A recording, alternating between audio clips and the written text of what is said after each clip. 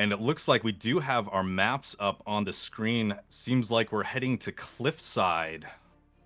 Oh, and we're already seeing a couple of the stronger civs in my eyes get pulled out from both sides. I think HRE is one of the top to pick in as far as the team elo goes. Same thing with Byzantines and Ayyubids for the other sides there from Corvinus and Myriad. Yeah, it seems like Byzantines and Ayyubids have been pretty dominant so far in this tournament. Just the versatility that the Ayyubids have, the Desert Raiders, the Camel Lancers, really countering out, heavy knights because mobility is such an important thing in these 2v2s. We've seen Ayyubids use that logistics wing to produce dervishes in the feudal age, getting that value, healing up your teammates' units so that you can get to Castle Age safely and, continue to have that value of the units on the field. Ottomans, though, that's interesting. I think we've only seen Ottomans on the stream once. I'm curious to see how this is going to play out. It's one that I can assume, at least when I play team games, I know how the Ottoman player goes and what their role is. It's Sipahi and or Sipahi typically. So Mhm. that's what I would be expecting, especially with an HRE teammate. The HRE player is one of those, it's that civilization that can play different routes. They can play the feudal, infantry route, use that marching drills, or they can play the OG fast castle, grab all the relics with regnants, and really just become that late game powerhouse that's unstoppable. So we'll see what Louis and CSO have planned here. And on the other side, it's one that, the good thing about three of these civs that we talked about earlier is they all have variability when it comes to team games, which not a lot of civs have that. Right. You look at your other standard, team civs like your French, your JD, and it's pretty much the writings on the wall of what they're going to do.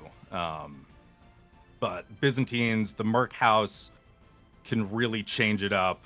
Like I was saying, Ayyubids, a lot of different options there.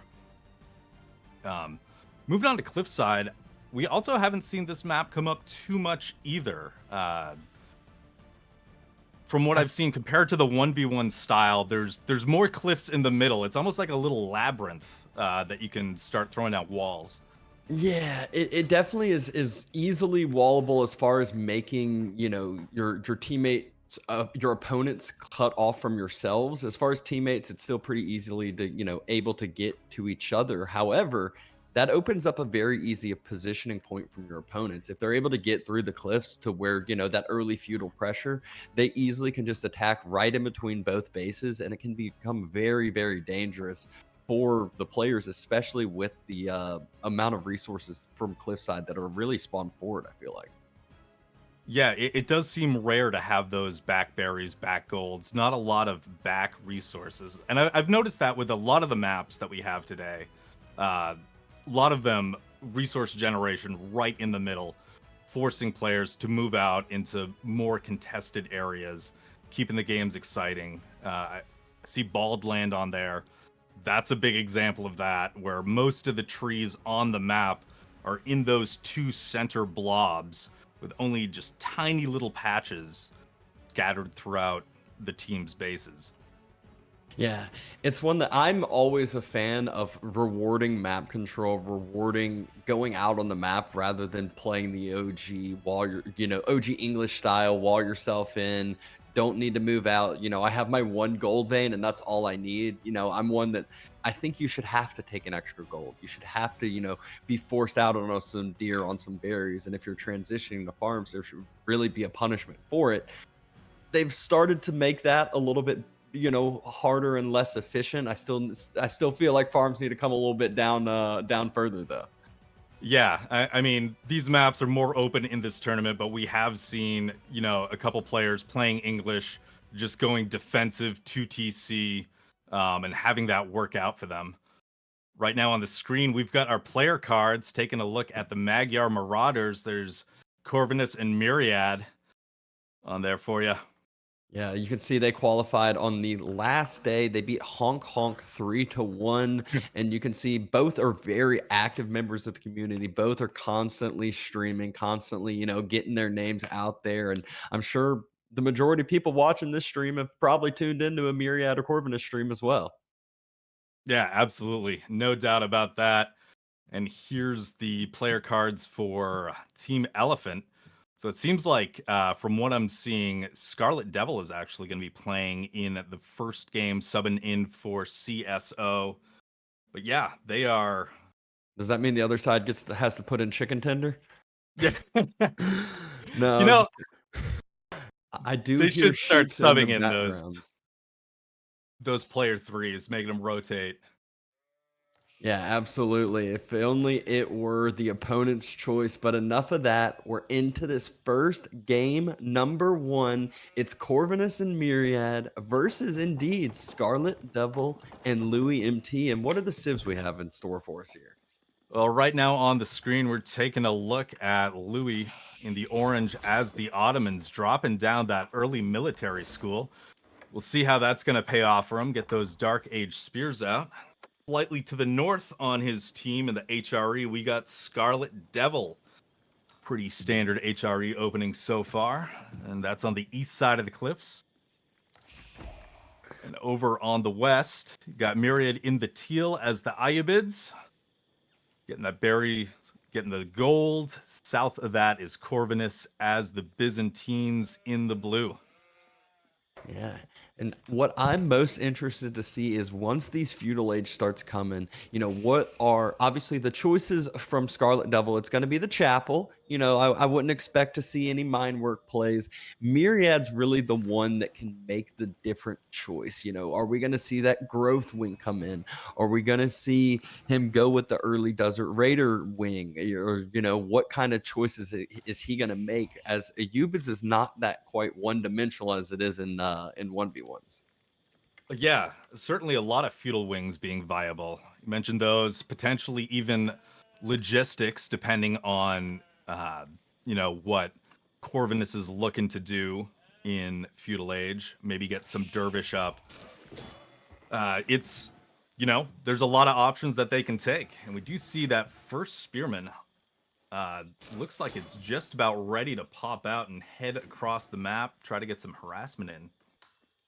Yeah. The thing about the logistics wings is you'll see it a lot more often when it comes to those cav matchups that are heavy feudal bases. You got a French, you have a JD on the other side. Well, then all of a sudden your French becomes that much better. They don't need to upgrade chivalry. They can save a lot of resources that way, and the healing comes in so fast. I've also seen knights dive a berry line and just have the dervishes sit there and out heal the knight under town center fire. That is pretty crazy. Yeah, little mobile packets of chivalry there. We did take a look at the Aachen Chapel, going to be right on the wood line, grabbing that, grabbing the gold. Got the Grand Winery coming out for Corvinus. And that's a really nice chapel there from Scarlet Devil. I believe we just saw Louis use his spearmen to start pushing in the deer here, as just saving that APM. You can't really get that much damage on these high elo players by moving the spears across the map. They'll pull the shivs out with their villagers and do more damage than the spearmen will do. So the value he's going to gain is the long-term economic play, to get those deer in a nice, safe spot and a very, very, low drop off point where there's no walking time for yourself. Yeah, that's really interesting. That's cool that he's doing that, grouping those deer together. Because I was thinking, even in 1v1s, it feels like with the changes to the military school, it just takes too long for the spears to get over to your opponent to do damage. And on bigger 2v2 maps, seems even more difficult. So grouping up that deer, getting them in one spot, really good use of those early spearmen. And we do know that Louis going up with the twin minaret. Yeah, that means he's definitely going to want more food income, doesn't want to have to go, deplete his food resources as much. That's the berry landmark that spawns, those consistent berries. You send 3 or 4 villagers on berries there just for the whole game. And so that makes me even further think he's leaning into that Sipahi play, because if not, you all of a sudden start having to move out on the map. And we know Ottomans is not the greatest on food, except when you're getting deer delivered to your base without even having to go pro scouts. Yeah, look at that. Spearman pushing those deer in from a mile away. Real cool to see. Yeah, Twin Minaret really helping the Ottomans out with their food generation.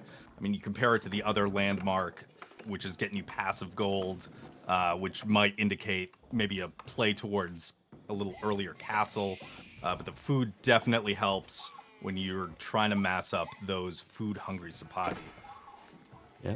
HRE playing the feudal game as well as playing a little conservative with the outpost. So archers and more archers is going to be the name of the game for Scarlet Devil, whereas Louis still yet to get up and online. We see the first Merc house being built from Corvinus, and we'll see what contract he decides to choose. We have a gap in those that water doesn't look like it's flowing too well there. Oh, there you go. He Oh. spots it out right as I'm talking about it.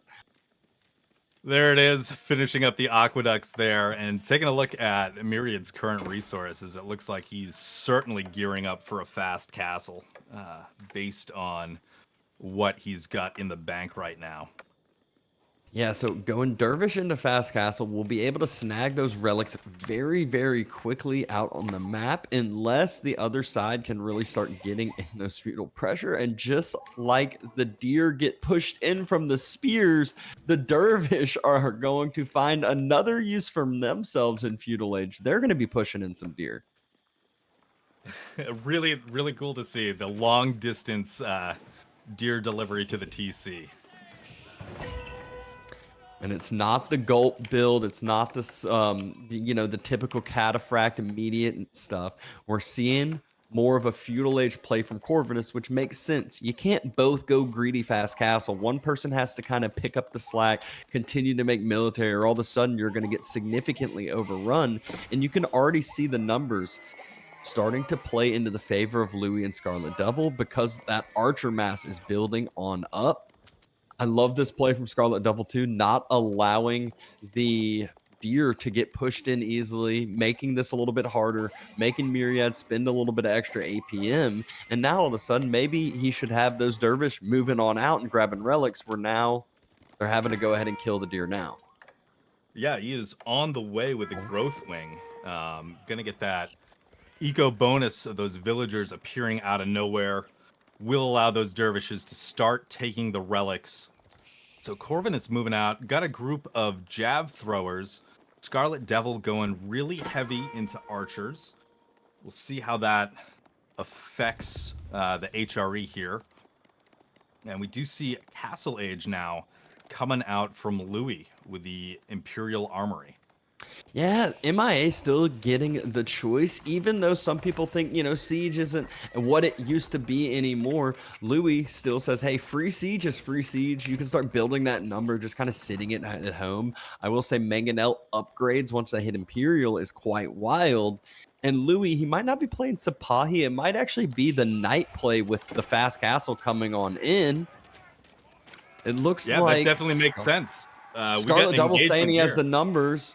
Going ahead, going down with the archers, has a little bit of the spear help, and what great micro from Scarlet Devil, able to take out every single spearman. There were not enough javelin there to deal with that many number of archers.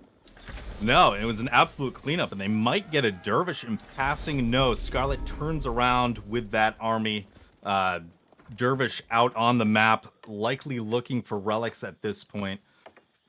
Yeah, the MIA, the Imperial the siege landmark for Ottomans does feel a little worse. It's not as swingy as it used to be with that free mangonel when mangonels were super powerful. But yeah, like you said, free siege. It's hard to argue with it.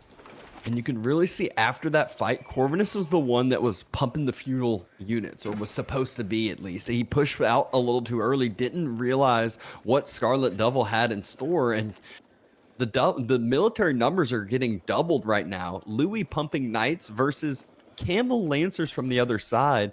But I will say, while it's supposed to be this hard counter, it doesn't trade as bad as you would expect it to be. Yeah, it is pretty interesting. I mean, Camel Lancers do a good job against knights, but there's so much additional support here too. Like you were saying, the army count crazy in favor of Team Elephant here. Those archers on the hill able to catch out Those early Camel Lancers coming in, taking one of them down to half health. Yeah, just moving out a little bit too early. You can see Scarlet Devil trying to get some walls into play. I think moving out for those walls a little bit late. And Knights cutting off the reinforcing Camel Lancers. So again, the pure numbers perspective, if it's the Camel Lancers are outnumbered, they're going to get easily beat when it shouldn't feel that way. And the other Camel Lancers just get chased out and about by those archers. You heard that correct. Archers chasing down Camel Lancers. Yeah, it's a huge archer mass, really putting on the pressure there. Camel Lancers, yeah, just seem split up. Those two not going to find any value in the back of Elephant's base right now. Corvinus, though, pushing in to Louis here. Likely see a rotation soon. Couple of Vills down. That first Mangonel just popped out. Seems like a decent timing for it to pop out, but at the same time, Corvinus could try to chase that down without some villager repair. Villagers get sent out to the gold again, but the whole entire army of both sides is now coming. Look at them, Louis and Scarlet Devil fighting together multiple times over, whereas Corvinus and Myriad, they're kind of playing separately. They're kind of trying to play this as two 1v1s. We know they're 1v1 players, but Scarlet Devil and Louis are definitely playing this as more of a team game here. Good raid coming in from Myriad onto the base of the HRE, though. Yeah, looking for some value there, picking off a couple of villagers, getting into that wood line. Yeah, looking at just the colors in the engagement, we've seen a lot of red and orange army mixed together, but I don't think we've really seen a time where blue and teal have been together on one spot. And now it looks like Elephant is going to take an aggressive stance here on Corvinus's base. The archers and the knights met her behind, beating those drums, moving into the Byzantine base. And look at this timing push by Louis and Scarlet Devil right onto the gold of Corvinus. Look at the resources for Corvinus. 1,700 food. He clearly was trying to go castle, got denied off of the gold at the perfect timing. And the numbers for Louis and Scarlet Devil, there is no stopping this right now. I don't care if there are counter units from Corvinus and Myriad. They have half the numbers less than getting their base dove. Idle time out the frame. Camel Lancers trying to circle, but it doesn't seem like there are many of them. Knights being the front line and Scarlet Devil just constantly kiting on this backside. Yeah, it is pretty crazy because these are hard counters. Your jab throwers, your camels versus knights and archers. But it is just the number advantage here. Oh. And now Elephant not wanting to commit to this. See the archers. Oh, Camel Lancers going a little bit too far in. I'm not sure Myriad looked away for a second, charged right into the mass. Great surround by Scarlet Devil with the archers. And a lot of those Camel Lancers, very low health, will be able to get picked off by the archers. And here's another charge again from the knights, doing a lot of damage here to those Camel Lancers. Jab throwers, though, just continuing to whittle down that archer count. We get a Burgrave for Scarlet Devil. Yeah, behind all this, Castle Age coming through for Scarlet Devil. Not sure if you saw it too. Dropped Regnants at first. Realized there's not many relics left on this map. I need to go ahead and go Burgrave, and maybe this timing push could be devastating as well. They still have the numbers. 33 of those are archers and should be getting the vet upgrade. And now is when those archers become that much scarier against those Camel Lancers that aren't that high in number. Yeah, able to do just that much more damage. You see Louis coming in now, another raid. The houses, though, these are Byzantine houses, able to give Corvinus quite a bit of vision, but will be losing some more houses on that front side. Louis also raiding in multiple different groups, so trying to just cause a bunch of idle time, cause a bunch of Vill damage, and equalize those eco numbers again. Oh, and the Vill's coming a little far forward. Corvinus going to lose one there before the spears can catch up and provide defense here. Louis looking to retreat at this point. Hanging out in the woods. Camel Lancers far ahead again. But Louis is not going to take that engagement. Yeah, Louis and Scarlet Devil finally forced Myriad and Corvinus to fight together, but it doesn't feel great when you're being forced together and not choosing to fight together. Scarlet Devil breaks off a little archer mass to push forward, maybe again find some villagers, find some damage here. And with God Vision, we saw that there was a lot of damage to be had, but didn't take the jump, did not decide to fully push through yet. Yeah, I don't know if that was just feeling uneasy because there wasn't a scout with the mix. I don't know if those archers were able to see the vills on the gold there, but not committing quite yet to that push. Yeah, I mean, the hard part with the archers is if you ever are stepping up with, 10, 15 archers, you're playing against the Camel Lancer mass. It's highly mobile. You can just go circle, wipe those units for taking, literally no damage at all. But this time, splits off a much bigger mass that we see circling with a few of Louis' knights as well. Might be going for a woodline hit.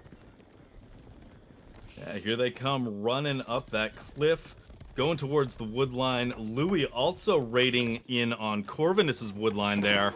This is going to be devastating. Myriad, really quick reaction. Still going to lose 4 or 5 villagers. There are Camel Lancers here, but there's spearmen that just snuck around the side of the woodlines. Veteran archers going to be able to escape with their marching drills, and Louis is going to come help with his Night Master. Actually, he's going to come circle into the middle. Oh no. Oh no.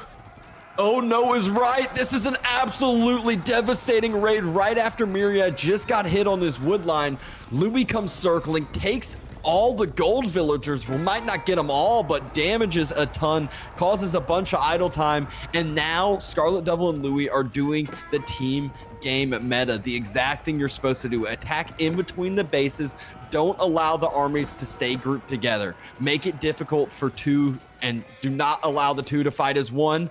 More raids coming around the backside. Great micro from Louis and Scarlet Devil to be able to do both of this at the same time. Louis might just be taking... No, okay, I was about to say, having to save the reinforcements. Doesn't want to take the engagements into the Camel Lancers. Don't see a ton of spears here for Scarlet Devil yet. No, they're just dancing back and forth, trying to keep as many archers alive as possible. Decent mango hit, though, on the jab throwers. And that's what they were waiting on. Didn't want to take the full head-on engagements until the mangonels got there. Now that they did, you can see Louis basically just A-moved into the frontline mass, allowing the archers to do everything they want to. Javelin throwers are not firing on the archers. They're firing on the knights. While they have that high base damage, they don't have mangonels on their side. Yeah, and Mango's moving ever more forward, still whittling down that mass of jab throwers. Now the archers feeling pretty confident here, moving up, starting to pick off some of the low HP jab throwers.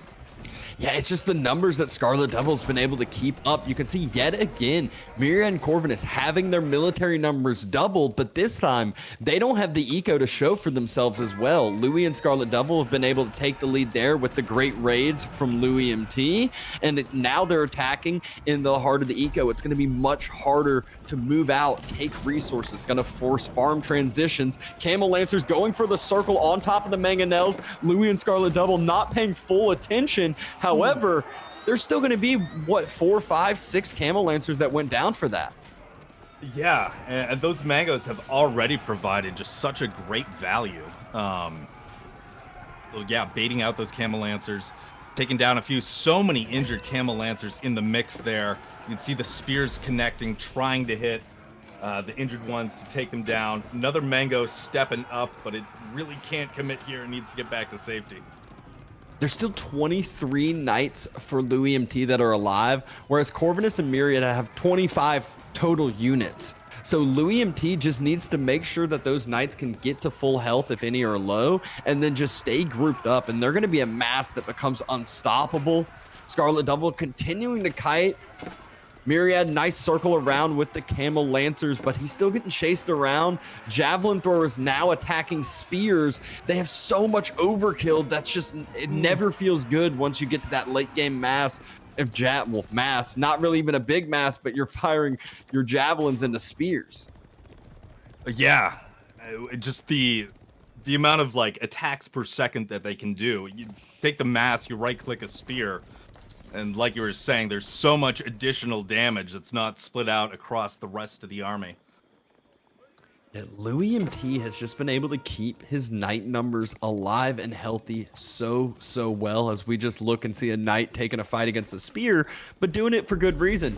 Takes down one, runs away from the mass, and just keeping those numbers thin. Now you can see, you go back to the base 2, he's healing up the low health knights with imams under his base.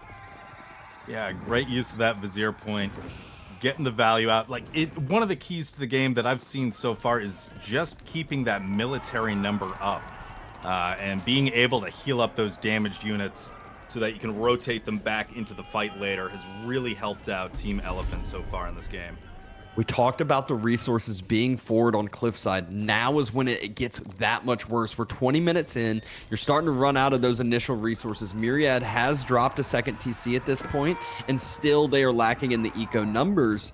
And he is running out of gold that is safe. He needs to move forward to a gold vein and can't find one that is safe and secure with how much raiding Louis MT is doing. You can see great night charge again, gapping himself away from those camel lancers, able to create a little bit more spread and take down a few more villagers for it.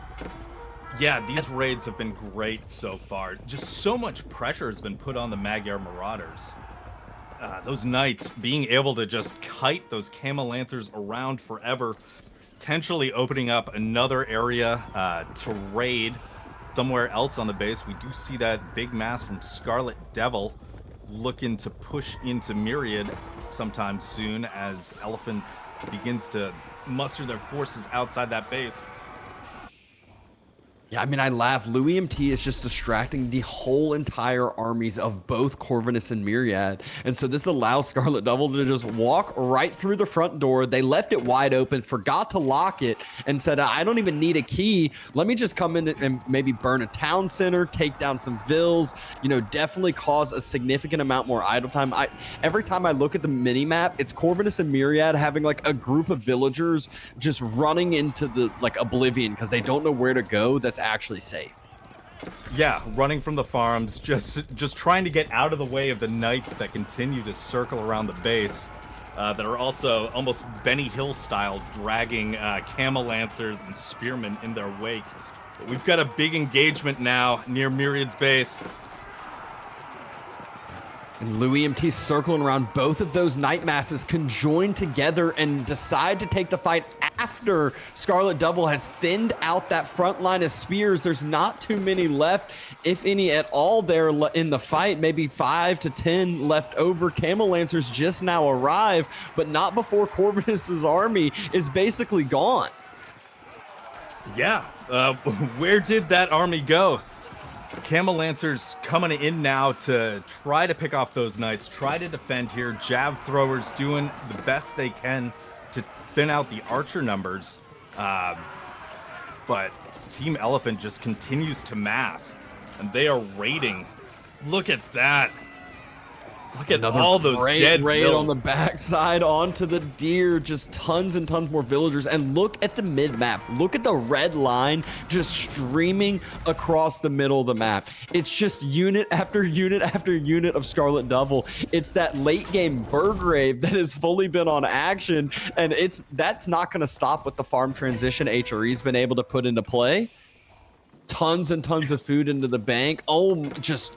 You're not stopping your unit production now. And Corvinus and Myriad, you can see the farms trying to come down now. You can see some of those olive groves, they're not being worked because they have knights on top of them. How do you stop the push now when you're at this point back? You're just totally on the back foot.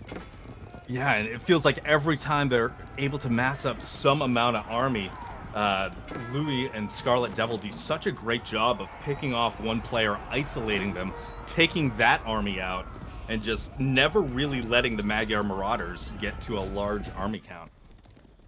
Yeah, the question is what's going to be the ending point? They do have the Sacred Site timer going for themselves already. You can see it ticking right below the scorecard on the on the map with the overlay. It's 7:40 and starting to tick.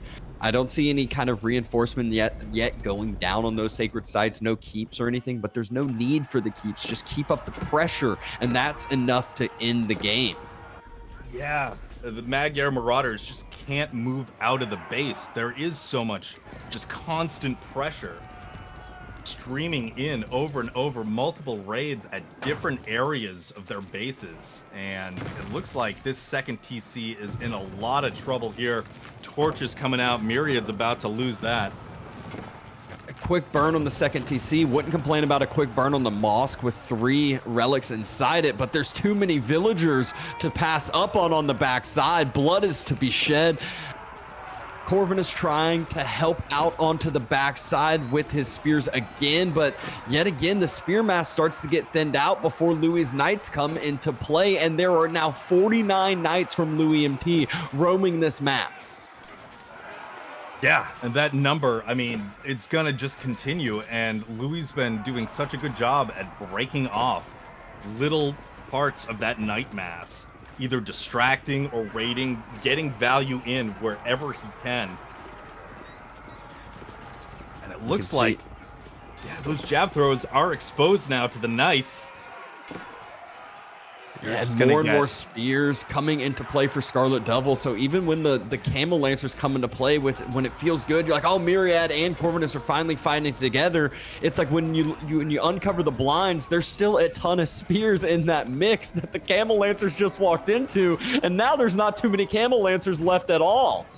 Yeah, and the military count is pretty crazy at this point. Triple the count Elephant has. Torches coming out on the mosque.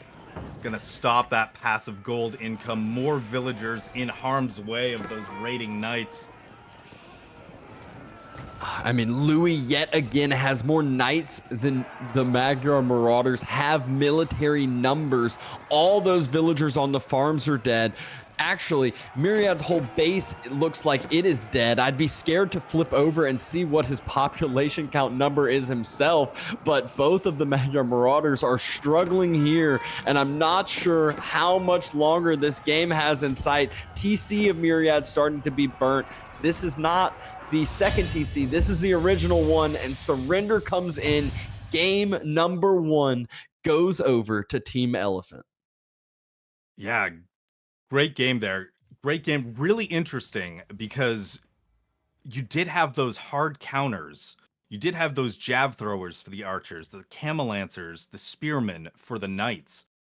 But the way that Louis and Scarlet Devil were able to take fights, able to isolate those units, not letting Corvinus and Myriad build up a big mass of them, they were able to actually trade pretty well into what should be counters, just because they had so many more on the field. Yeah, and while that villager graph tells part of the story, the military graph is really what's going to tell the full story. As early on, you could see Scarlet Devil's number climbed up to 50 and just stayed at the top of the graph the whole entire game. That is the whole entire story of this game. Just too much military for the Magyar Marauders to deal with. It's the power of HRE Aachen Feudal. Get that huge eco boost, invest all of that right into, archers, for example, and just cement yourself as having the military lead very early on in the game. Yep. Really, really fun first game to watch of this series, but that's just the first game one. And we'll see what is still going to end up being in store next. You can see some of the resource counts over at the side of Louis and Scarlet Devil. Very, very favored by the end of their gameplay. And some of the replays coming on in. This was that big fight onto that mid cliffside right when Louis did a great job waiting for the mangonels to take the full on engagement. Yeah, good job. They were like blocking those camel lancers from getting past, trying to keep as many archers alive so that those two mangoes could pull up and just unload onto those jab throwers, getting so much value from those free mangonels.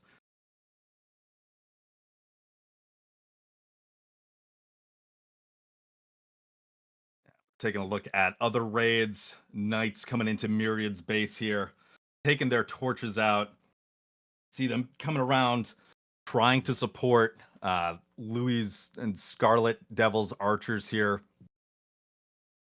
Just so much of this game took place on Corvinus and Myriad's side of the map.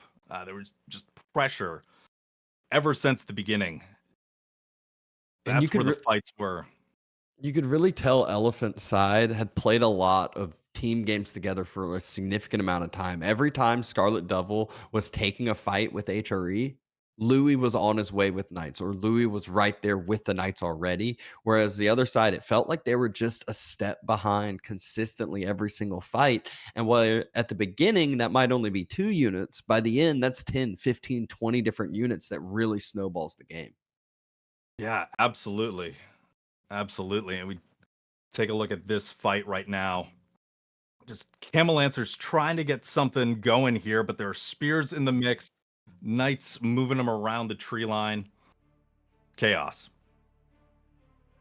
Absolute chaos. And game number 2, we are seeing map number 2. It is Kurlager, which is I would say, I mean, it's a newer map to this tournament. It's, if you've played some of the other Age series games, you've seen this map before though. Really interesting map. I didn't really play a lot. I think it's from Age of Mythology originally. Yeah. So this map, new to me in this tournament. Pretty interesting. You can see there's 3 little strips of land at the center and the 2 lanes on the wings. Both players spawning pretty close to each other on the center area. Those rivers are traversable by land. We've seen, early Dark Age dock trying to get that fishing eco going, but you can take your land feudal units and just start torching those. Your fishing ships are not safe from land units. You don't need to make naval ships to really contest fishing here. Yeah, it's definitely one where whenever you see a mini map that has the water on it, the first question is always, is there deep sea fish? How important is the water? There's not deep sea fish, and just like Beal said, the docks and the ships are torchable by land units, so that makes it a little bit easier to do some land aggression, to potentially just skip water as a whole. That's why Japan is very, very heavily picked on this map, and we see it sniped out because they are able to do that easy build where they have a dock, they only do a few fishing ships, and they still have that really, really clean timing because their fishing ships are so cheap and really able to expend that eco throughout the game. But instead of Japan, we're seeing the Chinese Civ and the Chinese variant Civ for one side of China and Zushi against ABBA and English. Yeah, our Chinese players picking the 2 Chinese civs. Interesting seeing Abbasid and English here. So far in the tournament, I've seen both Abbasid and English play more defensively, try to get that eco boom going with 2 of them, and on a map where it's fairly open, raids are definitely possible. You're not too far away from your opponent. We'll see if that's the plan or if they've got something else cooking for those 2 civs. Yeah, ABBA's great for some of these hybrid maps where you don't necessarily have to take water because, one, they can take water for very cheap. Their docks are half price, but also they can just say, I don't need water. We all know how strong the ABBA eco boom is. They can go 2, they could go 3 TC and just boom on up. And all of a sudden you look and it's like, yeah, you may have, 10 shoreline fishing boats. I have 20 villagers already, and I'm about to have 20 more villagers in the next couple minutes. So that is where we'll see ABBA go at times and still be able to contest water also. All it takes is a dock drop, and it's that easy. Now you can start just pumping 1 or 2 galleys out, and it causes a lot of reaction by the opponents. For sure. And I am curious what the approach is going to be for Zushi and China here. Is it going to be full aggro out of the gate? I mean, they're both civs that have better docks. They're going to produce those fishing ships. The docks are going to work faster for both of those civs. But it could just be an overwhelming... Bases are not that far apart. Could it be just mass Jugnu? Maybe some horsemen in there? I don't think the Master Juganu makes sense because you can't forget how good some of these high elo players are. Longbows and their range can just absolutely demolish some Juganus, especially if they're trying to be aggressive. While if the Juganus are able to close the gap, take the fight, and a straight up, they both A move and we sit there and just watch it, yeah, one side will win. But with range, that's where the longbows really will show their value. Yeah, I just have recurring nightmares of being flooded by Shug News. Always on the lookout I've seen when they're in multiple play. water maps where it did end up being, like you said, one person loses water and all of a sudden there's 70 chooks. It doesn't matter that the opponent's castle, there's so many and they just kill every single unit that pops on out. So it's something that nightmares are definitely warranted. There's good reason for that. hmm Yeah, really interesting. So in the other games that have been casted last weekend on Kurlager, not a lot of movement onto the outside resources. It seems like the games have typically just stayed into that center lane with not too much expansion. Uh, there's a lot of stealth forests, some resources towards the middle on those outer lanes. We'll see if our players are gonna go for that. It's really interesting. I feel like when I've seen docks come down as well, there's never really been a huge investment into fishing from what I can see, just because it seems so exposed on this map. Yeah, it's usually 2, 3 fishing boats, and just like, okay, I'm gonna have that extra eco. If you don't deny that, well, now I'm essentially up 3 villagers for the rest of the game, kind of thing. If you do, well, now you've forced a lot of resources yourself, and now it's a numbers game. Have those fishing boats been working long enough to pay off the resources I put into those? Yes or no type of thing. So it just kind of creates that extra element. But you're right. We don't see a lot of exposure into the outside, except for going to grab the relics. Where the rivers do come into play, though, is Imperial Age. Yeah, you get those big gunpowder ships coming on up and down those rivers, just unloading onto buildings, onto armies, super powerful units. Really fun units to watch just annihilate some of the squishier land units. Yeah, especially with those Nesta B ships that we know the Bow Chads have on them now. It's super, super cool to see those just start firing on off. But if we're getting to a point where we're seeing those in this game, I think both people's game plans have gone wrong. I don't think a game plan going into Kurlager is let's get to Imperial Age. At least that's not maybe that's just my mindset as I just don't I'm not an Imperial Age gamer. Yeah, I'm not seeing it either, but it is like if the game does get to that point, it's must have been a completely chaotic mess to even get there, with crazy stuff happening on both sides. We'll see. I'm not expecting an imp game here, but I would love to see some of those bow chads come out if we got there. Yeah, we can see some of the more boomier civs now taken on out. Remember, with the way the civ draft goes, there is no repeat civs here for these players. So once they're picking these civs in the series, they're locking them out for the rest. So might be limiting themselves in choices for the remaining maps, and it's really a cool stage once you get to these bigger series and thinking about how that plays out. Absolutely, but it looks like we've got a game ready to jump into here. So let's go to Kurlager for game 2 of the Magyar Marauders versus Elephant. Right now, we're taking a look at Louis MT in the orange as the Chinese. He's dropping a dock down early. On the other side, we've got Scarlet Devil as Zushi's Legacy, also docking the river. And across from them, Myriad as the English in the teal. Another dock. And we got Corvinus as the Abbasid. Taking a look, do we see a dock from him? There it is, right in the middle of the river.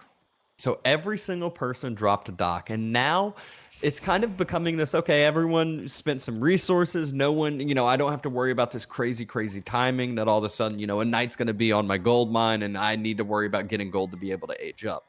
But my first thing, whenever Zushi's in the game, my first biggest thing is where is the meditation gardens? And I don't know about you, but this looks prime time over here. Yeah, I think it's there. I think that's where it's gonna go. Look at that, right in back of the base too. Like a super defensible spot for the meditation gardens. Scarlet Devil's got to be really happy with the map generation on that.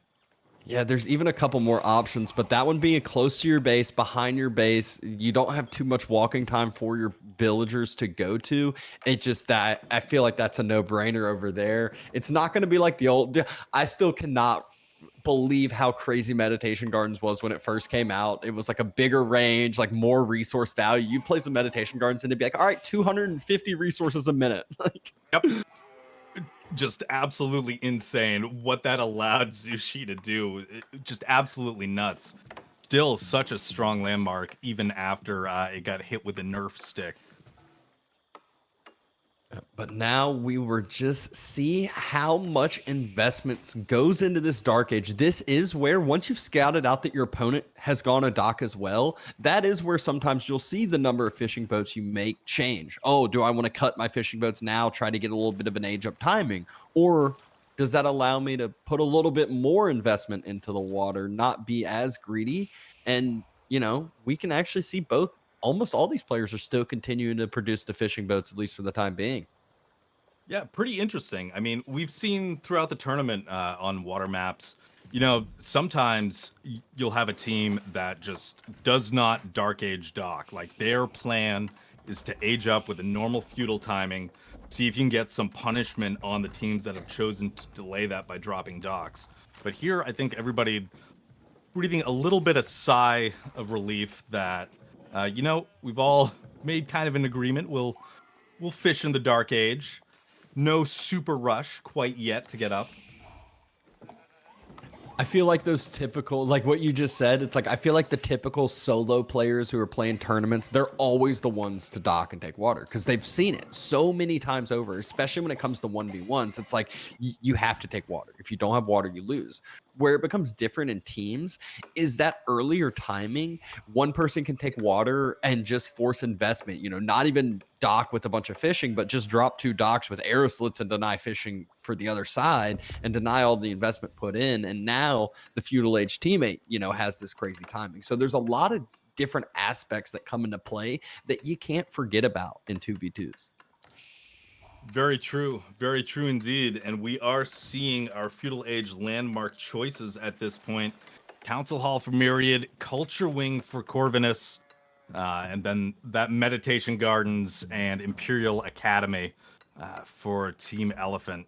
Yeah, look at that. Oh, beautiful.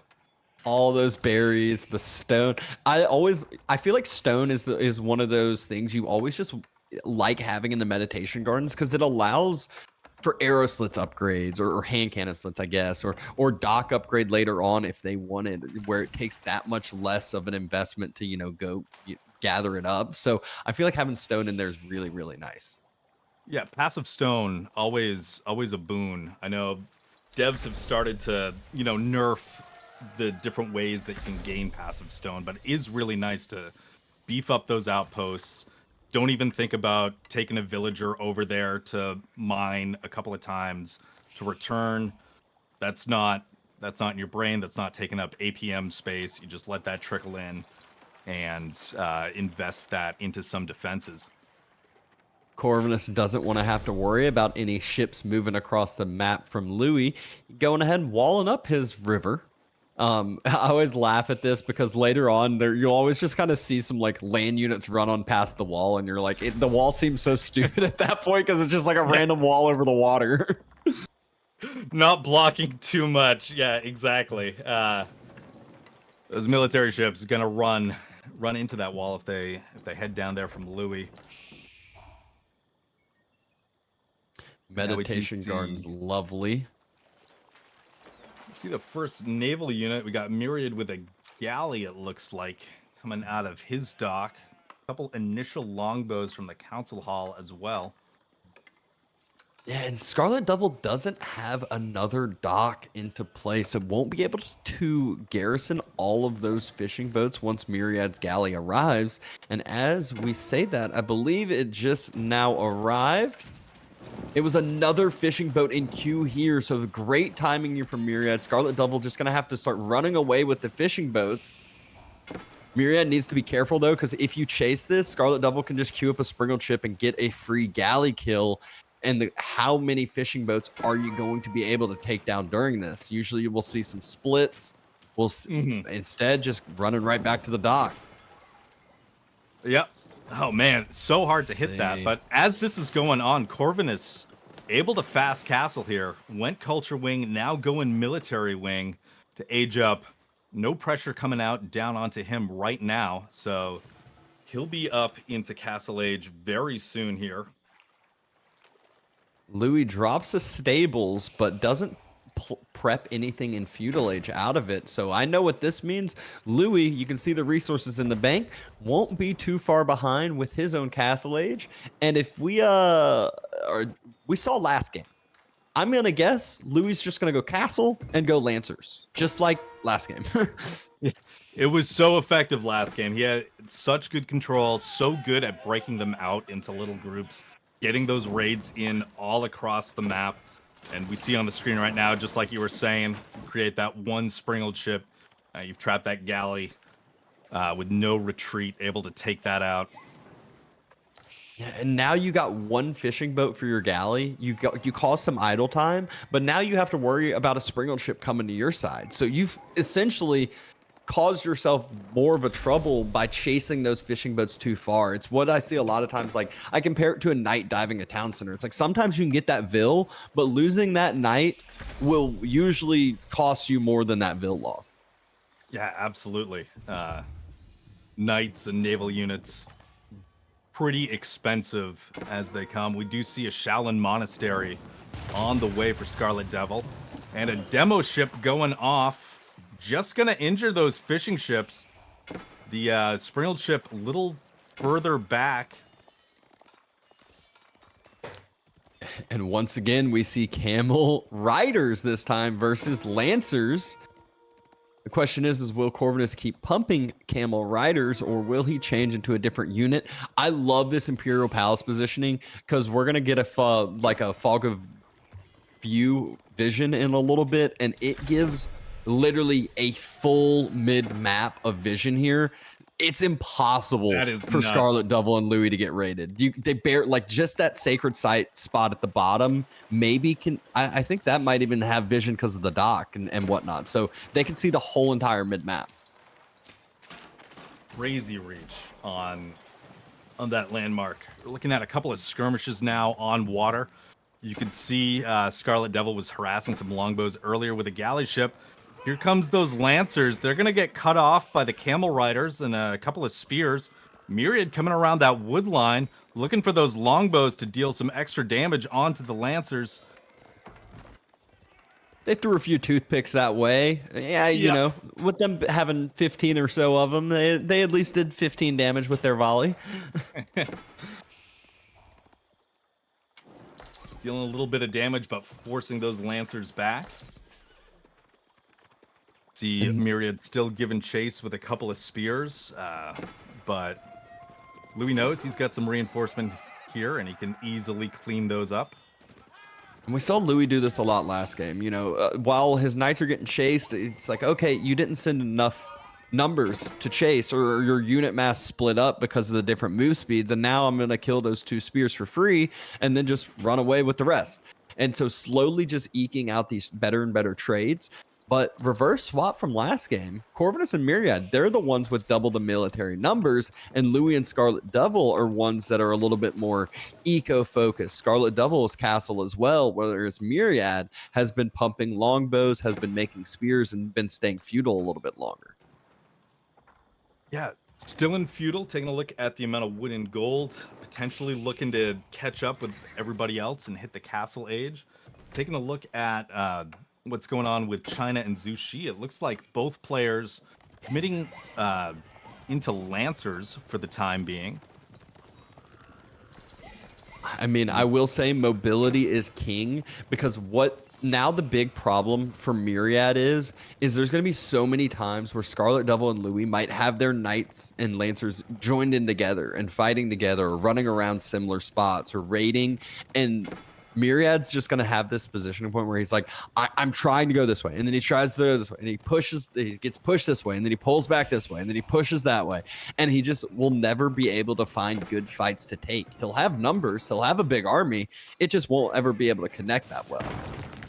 Yeah, very true. English, very notorious for having a slow army, those longbows. Some of the slower units in the game. Myriad, though, on the way up to Castle, dropping a King's Palace. Pretty interesting here. Don't see too many of them anymore with all the changes to the White Tower. Will turn into a 2TC English with that King's Palace. Do you see Corvinus trying to wall off the northern side of the map as well? And as he is trying to wall, he's defending it up with some camel riders right then and there. So defends that wall perfectly, forces the Lancers away, and Scarlet Devil not able to connect into Myriad's base because the massive spears that he had as well. So the all cav play from Louis and Scarlet Devil not working as well here, especially when walls are starting to get finished. Yep, walls coming down, and we do see the start of a switch. Louis adding looks like some Zhugnus and crossbows to the mix. Here comes a push into Myriad's base. Spears are there, though, for the brace. Spears are there, but Castle Age just came out. Don't think those veteran spears are there. Don't think the veteran spear upgrade was finished yet. And so it was more of this timing that they wanted to just take and have some better trades before the upgrades came through. But Scarlet Devil has been forced back, especially right as Corvinus arrives with some camel riders. Yeah, good timing there. You see the teammate coming in to reinforce. You know your time here is through. You picked off a few spears, maybe a couple of longbows in there. You did your damage. Time to get out. Now we see Louis kind of trapped on the back side of that wall. Wall's not complete yet. Camel Riders there, and now another charge into spears. Camel Riders will reinforce for the Magyar Marauders, and that is going to force Elephant back to the base. But once again, it seems like those units just being left forward. It's happened a bunch with Corvinus and Myriad, where some of the units retreat, but they don't all retreat together. And Scarlet Devil or Louis are able to identify that and just turn around and start picking off those stragglers. Yeah, able to just pick off a few here and there. Myriad gotten to the point, though. Only 4 spears left in that mass. Is starting to swap onto crossbows, but that crossbow number has not built up to a safe spot yet that I'd feel comfortable taking these fights, especially when he is about to get surprised by this army composition swap by Louis. I don't think they've been able to spot this spear chook swap. No, I don't think so either. I think the only thing that they've revealed so far are just those mass lancers, and that's all that they've dealt with for the moment. So that switch hiding back at home, you can see Magyar Marauders starting to muster some forces in the middle. I am curious if like Imperial Palace is just picking all of that up with the sight range. They know what's coming. They can see the troop movements. They can see all this. They see the army starting to group together. That's why Louis already has his slow mass down here ready and waiting in front of the outpost. One Lancer does get picked off, but that's where now Corvinus and Myriad, they're starting to dive, and they see a couple orange units. They're like, wait, what? Oh, okay. We see spears and chooks now. Maybe we need to worry here. And Louis and Scarlet Devil look like they should easily be able to hold this. Yeah, and as soon as that Juke mass starts moving forward, you can see Corvinus and Myriad kind of playing footsie, not quite committing, but while this is going on, Scarlet Devil into Myriad's base, getting some raid damage out, and a demo ship getting close to the Camel Riders, not connecting though. Oh, they're all, I mean, demo ships are all, and Wololos are always a scary spot, but doesn't look like either's gonna end up connecting. house and production just slowly starting to be torched down. Louis and Scarlet Devil, though, they have the numbers and they do not want to allow Myriad to get these outposts up. You can just see the glow come into play as we speak. All those units getting some extra attack speed. Yeah. Network of castles, super, super strong buff to the English. Very important to have those towers down to activate it on your units. Do you see just a bunch of camel riders? I think they may have spotted out the fact that Louis has some lancers in the back of Corvinus's base, looking to engage soon. Camel riders coming over, but those lancers moving into the wood line. We are gonna see if Corvinus is able to get those units to safety. He's trying to quick wall. Corvinus spots us all. He's going for the quick wall. He's gonna get this down. Oh, yep. What a block! Great quick wall, great block. Those lancers have to turn around and will get blocked off. So that's six or seven lancers right down the drain. Yeah, good heads up play from Corvinus, moving those units back, able to trap them, able to get that quick wall and block. See now camel archers in the mix for the Abbasid. Scarlet Devil coming down, trying to break through that wall, but nothing doing so far. A few other lancers trying to torch down in the north. I'm so scared of Louis' army. I just looked over and I was like, okay, he's starting to lose his lancers, and I'm like, he has 61 chooks now and a nest of bees. Like, what? Yeah. So he sacrificed those lancers, and he's got just a huge blobs of shoogs moving in, supported by that nest of bees. That is a big orange blob on the map. Getting those towers down for Myriad. Denying that vision, denying the network of castles from outside of the base. Just continuing to add military. I mean, Myriad, it seems like he should have the same type of numbers being English, especially now having that 2TC be online for a little bit of time. I'm sure he's got some English farms around his TCs like we can see, but Louis is the one with the true mass. Louis is the one to be worried about. I think Louis is hitting max pop here. Yeah, he's getting close to it.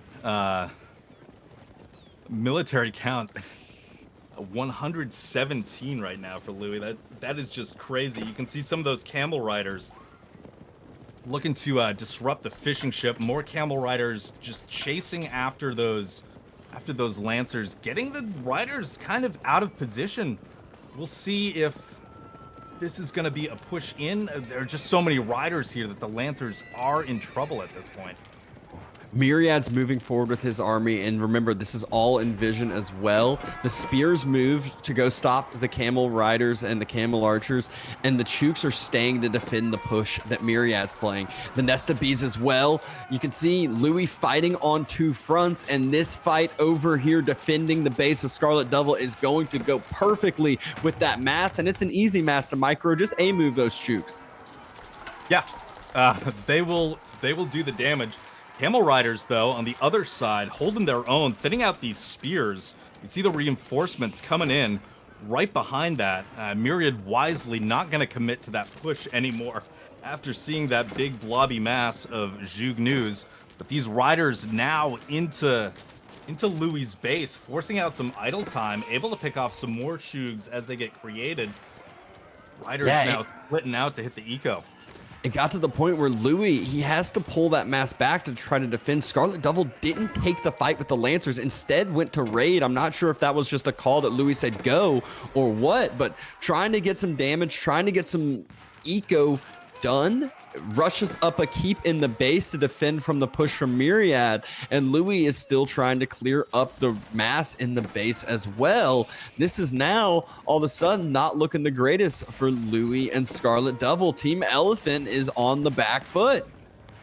Yeah, it was just such a large mass of camel riders that Louis couldn't really deal with it. Neither could Scarlet Devil. I mean, most of those Zhugs were off defending against the push from Myriad.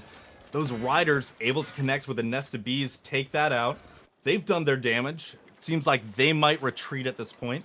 You can see Myriad trying to establish another outpost just outside Scarlet Devil's base. I'm not sure how much damage those Lancers for Scarlet Devil ended up doing, but I can assure you they didn't do as good as they would have done if they had just helped defend the base and take the fight with all the spears that Louis had sent that way, because that's why Corvinus took the fight. He knew he could wipe the spears and then wipe the rest of the base, and this is looking good for the Magyar Marauders. Yeah, absolutely. Just able to, because the fights were taken that way, there wasn't enough to defend, so Magyar Marauders really able to reduce the military count for Team Elephant here. Now those Camel Riders looking to just open up that gate for easier travel into Louis' base. And we've got Myriad setting up outside of the Chinese base here, taking map control in the center, looking for that large gold mine. But we've got another big mass of Zhugnus and a nest of bees looking to defend, stop those riders from coming in.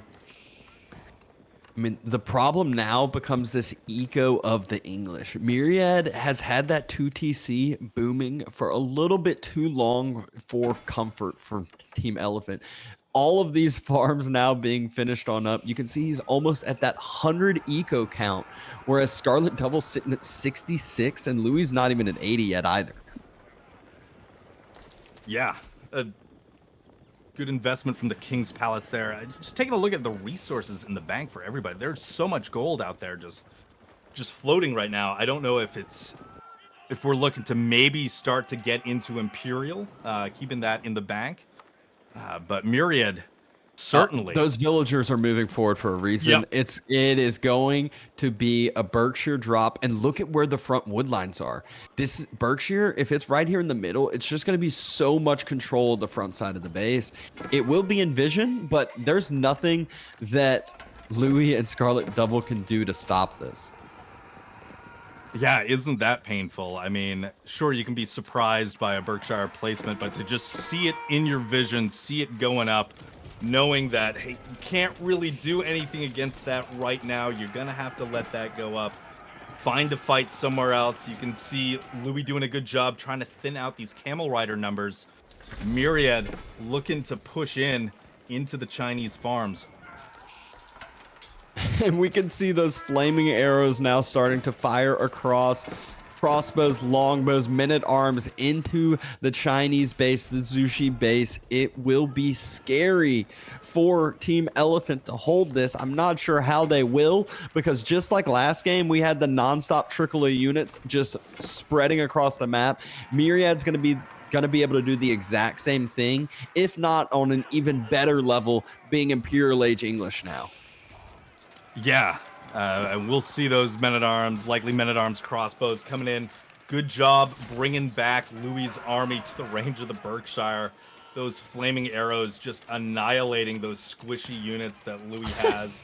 Longbows just took out the nest of bees. Insane. Oh, wasn't paying attention for the next step of nest of bees as all of those crossbows got fired down upon, lost 3/4 of the mass, and the rest of them are left at low health. But all this time, men-at-arms have been in the back wood line of Scarlet Devil and doing a lot of damage and just letting those villagers keep working, because don't know what else they're going to be able to do. Just get as much resources as possible. Third TC now being dropped. More men-at-arms running on through to the ranks. And Louis MT and Scarlet Devil actually holding this pretty decently. Yeah, they do continue to hold. I mean, Corvinus has most of his units just being chased around by Louis on the outside here. Corvinus actually going up with the Eco Wing, so he'll be in Imperial pretty soon here. But that mass of Zhugs just posted up outside, daring those Camel Riders to come in.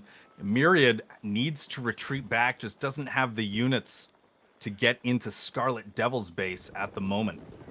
Scarlet Devil just sent 200 stone to Louis. I'm like, Louis, you need to send some food to Scarlet Devil over here, as he was sitting on 4K and Scarlet Devil's over on 32 food, both trying to do the best they can. They just need to hold these next couple pushes, and one great way to do that is the Great Wall Gatehouse. This is going to take away so much of that APM from Louis. He won't have to worry about the granary eco as much on the backside.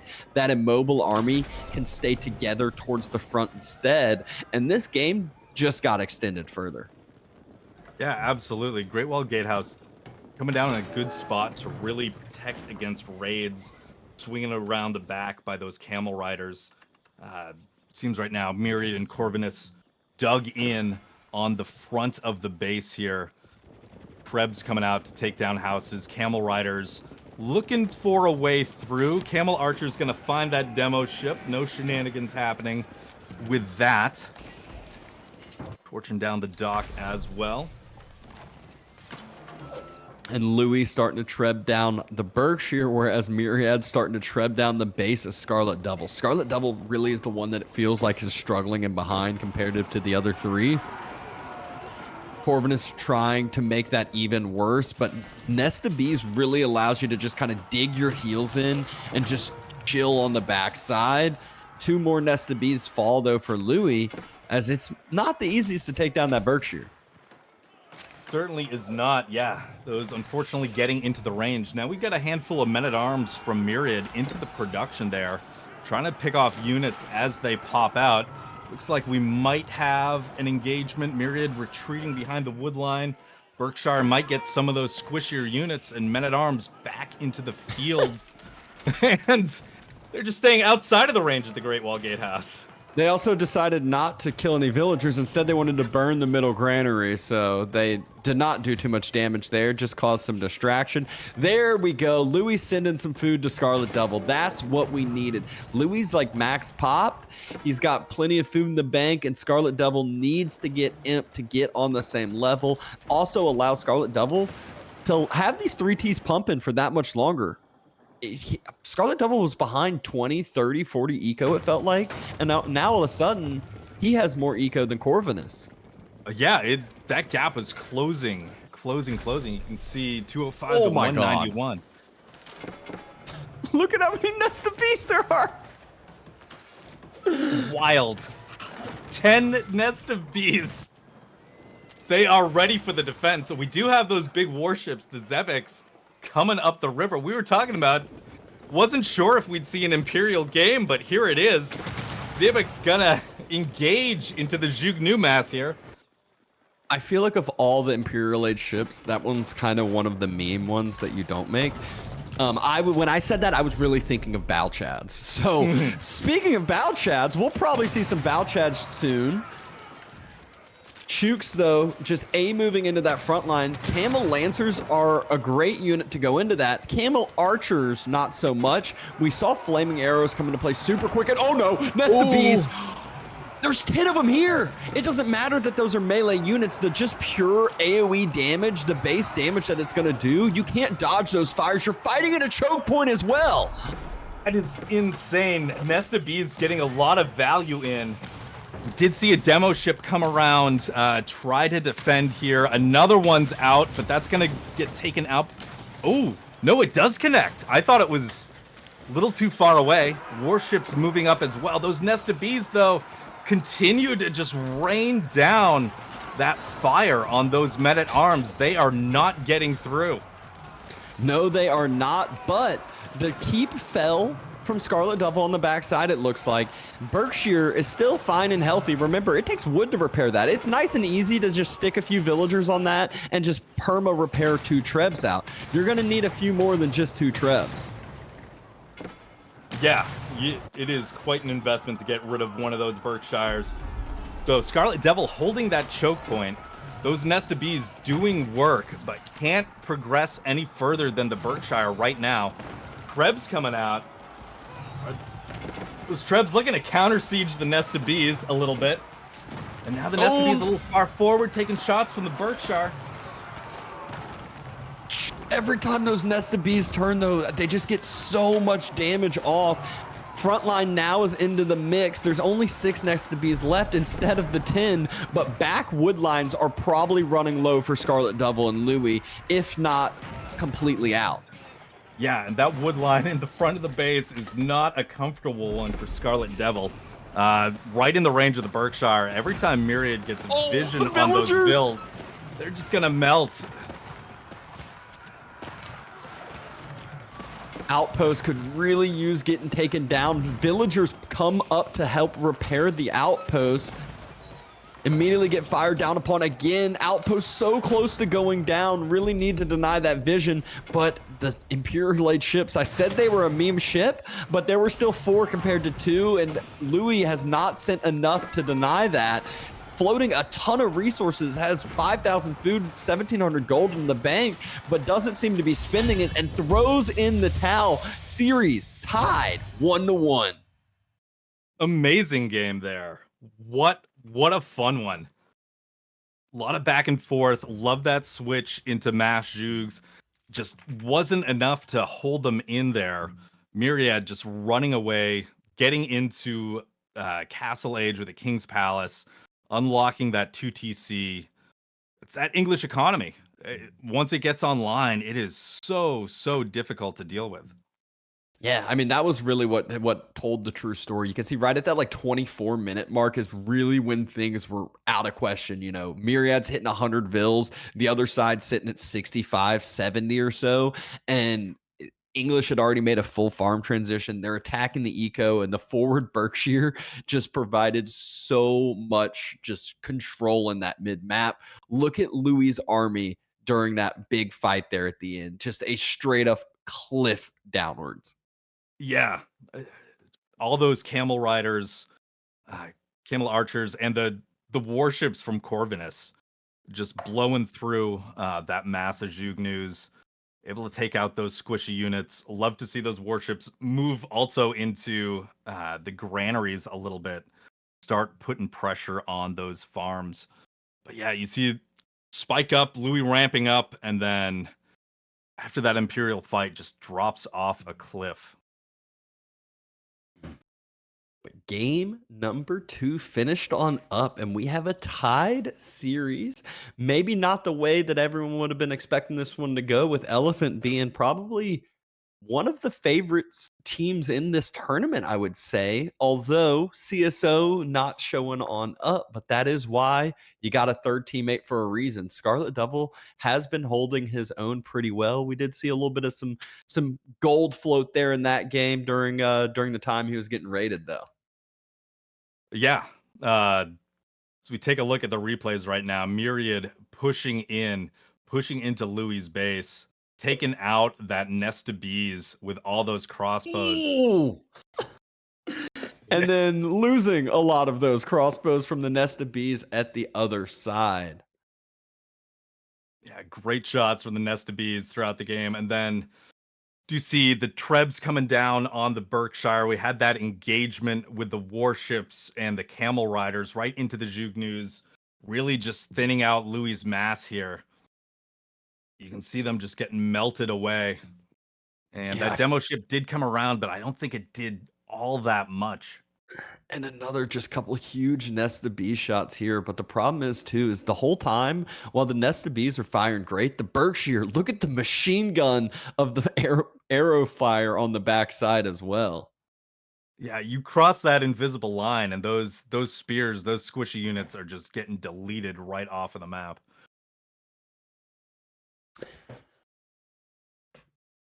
Yeah, Trebs for Myriad were able to provide so much more value too, because they're not firing on something that's easily, built up and repaired with wood alone.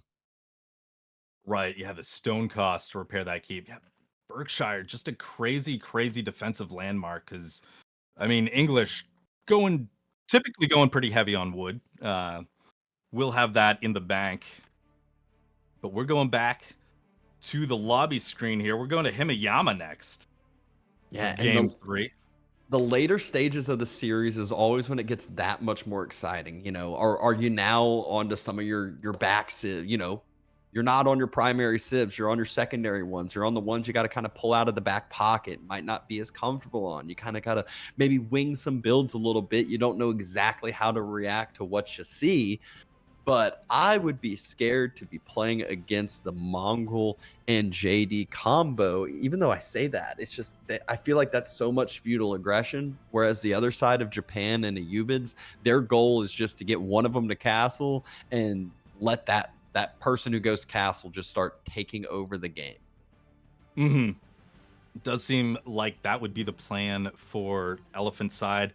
Himeyama, interesting map. Of all the maps we've seen today, and I think of all the maps in the tournament, I feel like the teams spawn further away from each other as compared to any of the other ones. Almost equidistant from one of your opponents, if not. So that tactic of getting in there, forcing a 2v1, splitting the opponent's team right down the middle, could be really effective here on Himeyama with those bases starting further apart. Yeah, I laugh. This is one of those you'll like start scouting right off the bat, and you're like, "Oh my gosh, TC, right, I gotta watch out!" Like you're like, "Oh, that was a little bit closer than I was expecting." So a lot of aggression. Sometimes you're kind of be sitting your two lanes, but yet again, there is water on this map. No deep sea fish, but Japan was allowed. So I would not be surprised to see Japan dock that middle, spend a few resources into some fishing boats, not overspend into it, but just enough. And that also might allow Japan to be that one that says, hey, Ayubids, you be the sacrifice, go growth wing, start just going feudal age desert raiders, and use that mobility, keep the other side on the back foot. Don't allow JD and the knights to come across. Let me get to castle, and then we will have my mounted samurai to take over. Yeah, for sure. I'm trying to think of previous games casted in this tournament on Himeyama. How many players have actually chosen to take the center? I feel like Japanese is really one of the only civs where that might make sense, just because it is close to your enemies, like it's far forward, but with the cheaper fishing ships, it pays off faster. And I was looking at the map earlier.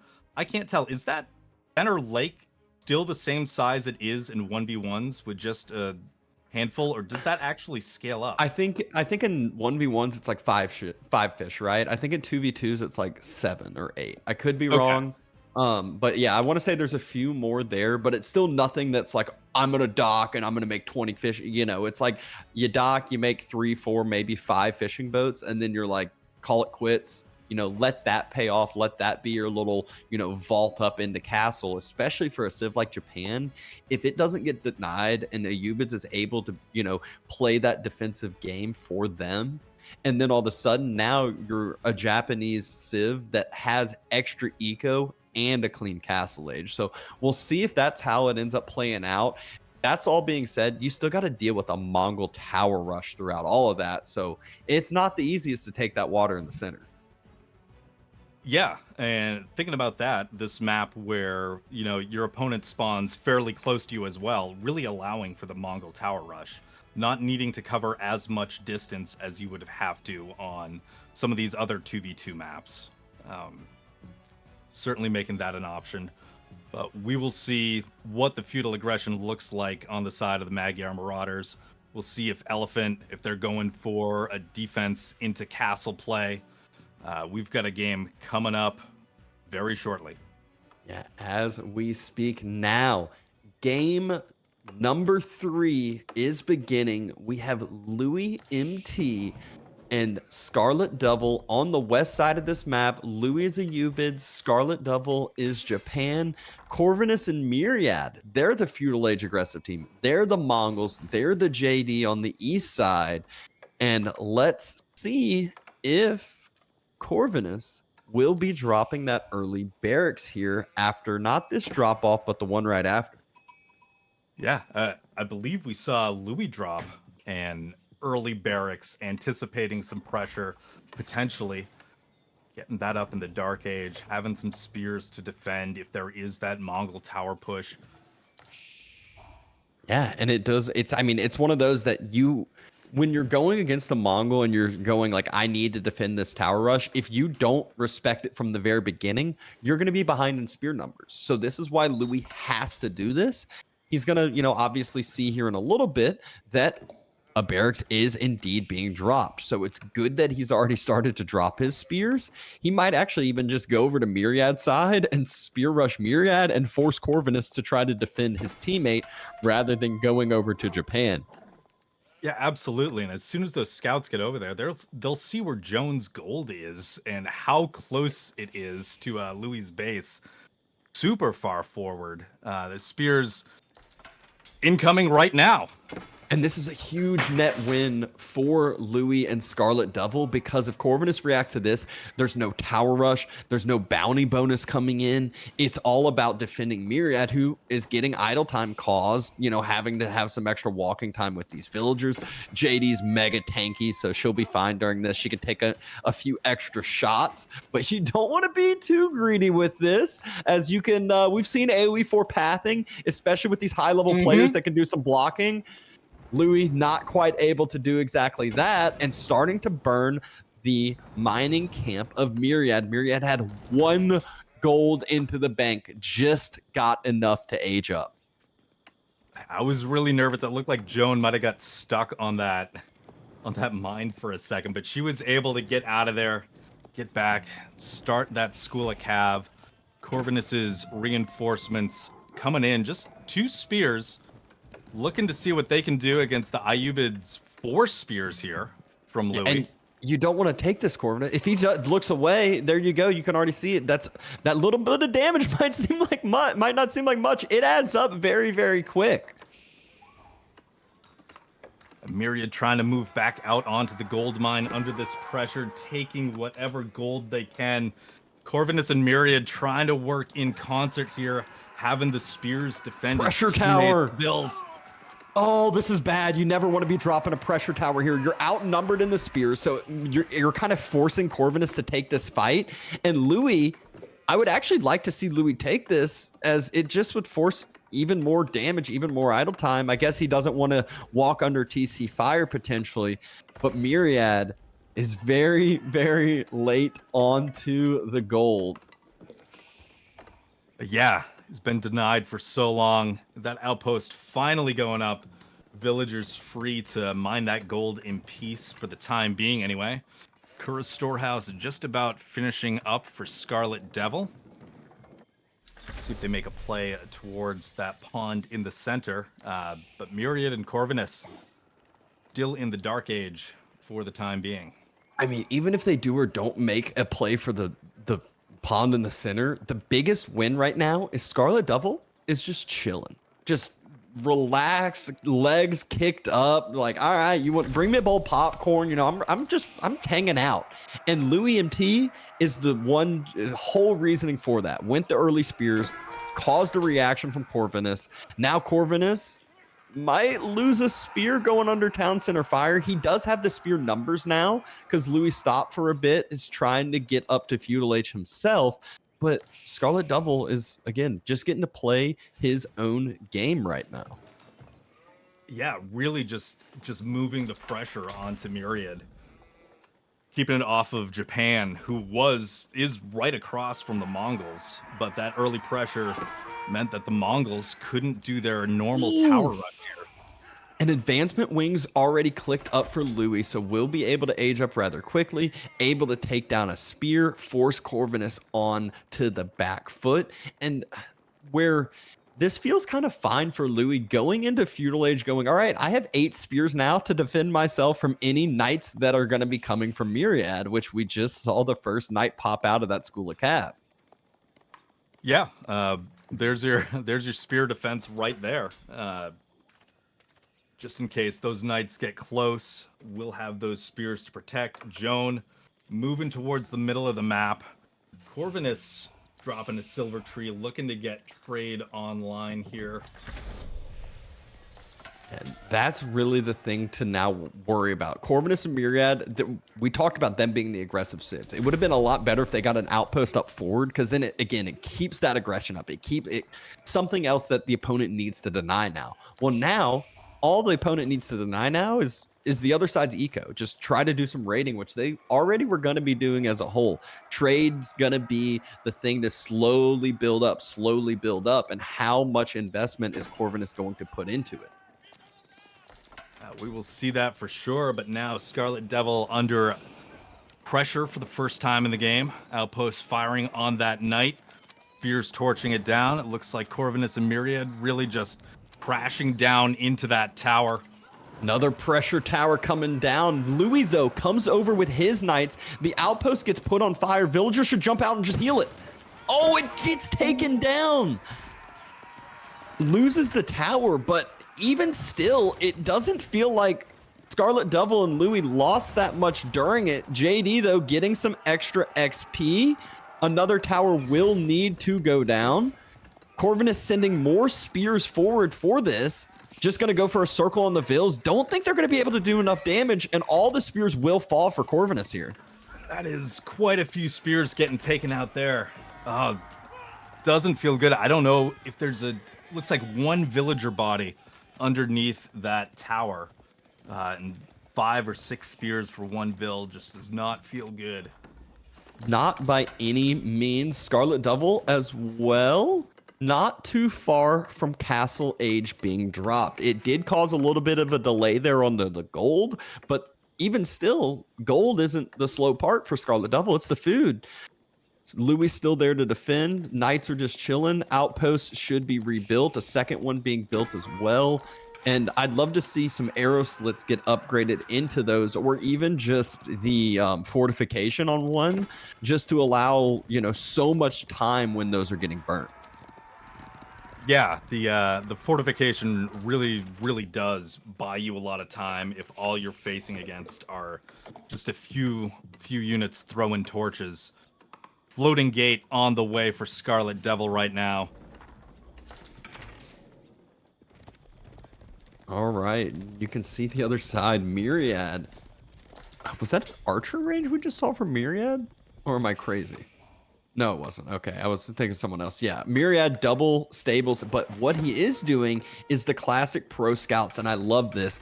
I'd like him to be a little bit more aggressive with the deer rather than take the safe ones behind, take ones more towards the center, try to take ones that your opponent could grab in the long term as well from their side. But at least get the first couple to start out your better eco, and now swapping from one gold to the other. First, it was Scarlet Devil's gold. Now, they felt like they couldn't do enough damage. Let's go over to Louis' gold. Let's run back on over. Louis has to move with his slow spears to go defend that, which still able to do. Yeah, enough spears at home. Forced out a little bit of idle time, but nothing to really write home about. See, Corvinus has set up that silver tree in the top corner. Trade is en route going down to that easternmost neutral trade post. Scarlet Devil reaching castle at this point. Yeah, I'm scared for Corvinus' trade. He doesn't have a lot of trade, and this is the point now where Scarlet Devil, we talked about it. The whole goal for Louis and Scarlet Devil was get Scarlet Devil to castle without taking much damage. They don't have fishing like we talked about, but the key is there were no Vill losses. Maybe one. Double outpost is still up. Corvinus and Myriad going back for that gold yet again. This time, it's Knights and Mangadai, but the first... There we actually see it. The first mounted samurai already out. There's a relic there in case for a full dive for a Wololo. And the outpost able to take down one of those knights. Louis has a huge army here as well. This looks like a very, very clean game from the Louis Scarlet Devil side as an age ahead and military numbers. Yeah, absolutely. Just getting so much value from those early spears. Able to keep Corvinus' military pretty thinned out here, and they are going to engage into this. You see a French knight getting stuck. Joan at fairly low HP. Couple of volleys from those archers, if they're able to get close, will take her out. But yes, Elephant's still trading very well. I don't know if you saw that, but during that whole fight, Louis, just the few spears that Corvinus had out, every single time they got close, they just got sniped out. So the mounted samurai just don't have a unit that can deal with them effectively. The knights can because they have pure numbers, but Knights can't dive when there's spears there, so it just feels like a losing fight from beginning to end for Corvinus and Myriad. It's one that like they're like, all right, fall back, you know, and then it's like, but when are you going to make that turn and actually take the engagement? You're going to be forced to at some point. Absolutely, and it looks like they might be forcing an engagement here. Knights coming in, but the spears are going to force that front wall. Mangudai right behind. Now everybody's running together. See one of those mounted samurai coming in. Feel like the other one's broken off. You can see those red dots to the north, maybe looking to harass some of the Mongolian gold. Yeah, I wouldn't be surprised to see Scarlet Devil just break one off for the gold, one off for the trade, one off for the French gold or French food, and just put a little bit of delay, force Myriad back a little bit, and not allow this whole Knightmaster group together. And I believe we at least see Louis Scout there on the French gold. Looks like deer going to be taken by Louis at the bottom side. And there is a mounted samurai on that gold. We see a villager dead body on the ground and idle time. Also picking up a knight here in this mid map. Scarlet Devil and Louis, look at where they're attacking. Right in between those TCs of their opponents, not allowing Myriad and Corvinus to be able to stay grouped together and fight as one. Yeah, there it is. Like that wedge right in the center to prevent those rotations. Louis and Scarlet Devil staying together here. Mounted samurai coming up, spears in the mix. Those French knights needing to retreat, falling back into Myriad's base, and Corbin's backup is pretty far away. Yeah, we're getting closer and closer to the base of Myriad, and as I say closer and closer, we're in the base of Myriad right now. Louis is diving, Scarlet Devil is diving, forcing Myriad to take the fight. Knights versus mounted samurai, spear archer. JD falls, gets sniped out really quickly from that archer mass, part of the main reason why it is there, and the Knights are having to turn now. Yeah, they're just trying to survive as much as they can with that static defense from the TC. Mangudai circling around, getting their shots in. Knights just trying to stay on the archers, trying not to get chewed up by the spears, but the spears are in front. The archers have moved in the to backside too. An absolute wipe from Louis and Scarlet Devil. They killed everything from Myriad and Corvinus, he gave up pretty quick there. It is game number 3 going over to Louis and Scarlet Devil, and that was just a really, really good gameplay setup. Just strategy from beginning to end looked very clean. Super clean, absolutely. Louis dropping that early Dark Age barracks, forcing the pressure on JD instead of his teammate Scarlet, forcing that response from Corvinus. Can't make that tower. He's got to send his spears over to defend. Then later on, just military trading so well, getting value, it seems, out of every trade until there was just an overwhelming number, able to get in the middle of those two bases, keep the armies separate, and descend in onto Myriad to close the game out. Yeah, and I mean, it was just, I felt like Corvinus losing, he lost the first couple spears in the Dark Age engagement, and you can come back from that no problem. What you can't come back from is throwing away 8 spears into the gold veins, into the towers for nothing, as your, French teammate just ran away with his knights. It's like, y'all either need to be together and saying, all right, we're full denying this, we're going to get some Vil kills, we're going to get some damage and something, or we're just going to get away. But instead, he just threw away units for just right down the drain, and then from there, Myriad and Corvinus were just way too far behind to come back from that. Yeah, just couldn't add up, but we will go back to the lobby here, see what's coming up for game 4 in this best of 5. Elephant leading it 2-1. We're going to Coastal Cliffs. Yeah, Coastal Cliffs, we see HRE sniped out yet again. So that's 3 games in a row that HRE has attempted to be picked and has been sniped out. I believe that is for the Magyar Marauder side.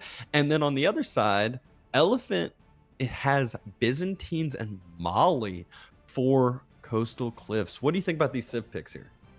Yeah, well, I feel like we are getting into the later stages of the draft when there's only so many civs left available. We haven't seen the Malians that much throughout the tournament. a couple of times here and there, maybe sometimes on Gorge, but it seems to be a little later pick for them. I really like Elephant opened up this entire series by choosing Ottomans, getting rid of that Civ early and taking the win with it, not being forced into it later. That's huge for them. So they still have a lot of options that they can use. Byzantines has been a powerhouse throughout this tournament. Playing on Coastal Cliffs, it's about 60% the size of a normal map. So if we're looking for gulps, if we're looking for keshiks and cataphracts, they're not going to have to move very far. Meanwhile, we got Delhi on the Magyar Marauders side, something we haven't seen yet today. Seen that play into Dome of the Faith in these team games. Scholars seem to be the investment to make, getting up to Castle, getting that gold, getting that healing up on those units. Yeah, Delhi's one of the civs that's been complained about a lot by some of the pro scene here. They're kind of crazy with like, it feels like you're forced to take like this feudal age fight with them. Like you have to respect their feudal, you have to deny sacred sites. But then all of a sudden you're fighting them in feudal, and then they're like, actually, I'm gonna go to castle, and they get like 10,000 resources worth of free texts in like a minute after they have 10 scholars, and it's like, how do I compete with that? Then elephants come out.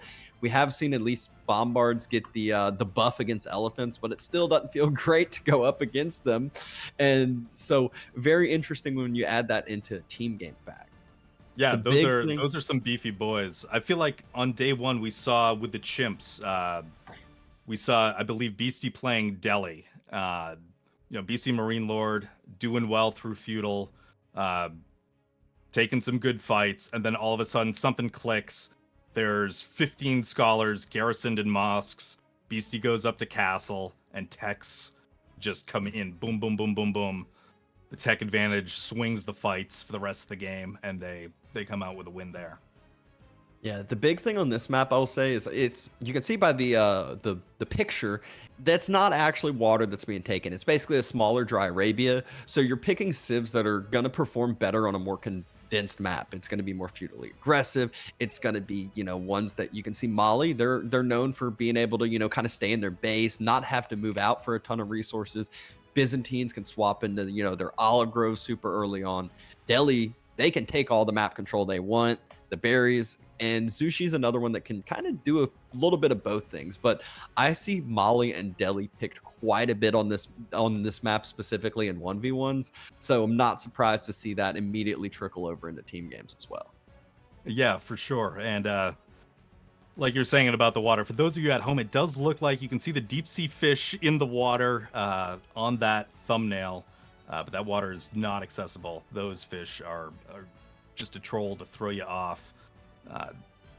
Takes place entirely on lands on a smaller little map here. A few minutes till game start, so I think we're gonna show y'all some of the groups just in case y'all aren't up to date. Want to see what's going on, what y'all have in store for the rest of the day, rest of the tournament as well. You can see the series we are casting here now updated 2-1. We will be casting the KQP versus Banter Boys later on today as well. So that is one of the groups, Group C, as y'all can see. But that's one of the 4 groups here today. Let's see what we got. What do we have in store for us in Group A there, Beal? So we're taking a look. Chimps going 3-0 over Pro Quitter. And I believe we'll be bringing are we doing the Meow Police RCN game? Not, I don't think so. That series won't be on main channel today, but maybe another streamer or content creator of some sort will be covering those. I believe we will be covering the Canadian Bros versus VES. Might be we'll see if we got, yeah, VES versus Canadian Bros. We do have Devils versus E-Gear. That's another one that will be on a different channel, if any at all. We'll see if you're friends with any of them. You can always use, or even not friends. Now you can use the observe tab. Search for it and just observe it yourself. If anyone wants to watch those games that we aren't covering.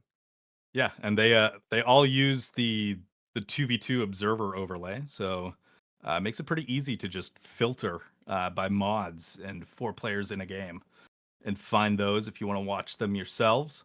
Taking a look now at Group D, we got 3 Deta, 3D versus Scatter School, and Oiling Boil and Core Alanya as That is the well. next series we will be casting, I believe. Oiling Boil is Sass and Balltoon with Bella as their third, and then Core and Oyona. I'm actually not sure who their third is. I think it's Chuck Francis. I think he Oh made yeah, it is an Chuck Francis. appearance in the open qualifiers. So there's the updates of all the groups for y'all, and hopefully we now have our game 4 prepped and ready. So we will see if we will get to a game 5 or see if Team Elephant will be able to complete the series here today. All right, let's jump right into it. We're taking a look right now at Myriad's base in the teal as Delhi right on that north side of the map. Next to him in the blue, his buddy Corvinus as Zushi Legacy. And now across the map, we got Louis as the Byzantines in the orange and Scarlet Devil as the red Malians.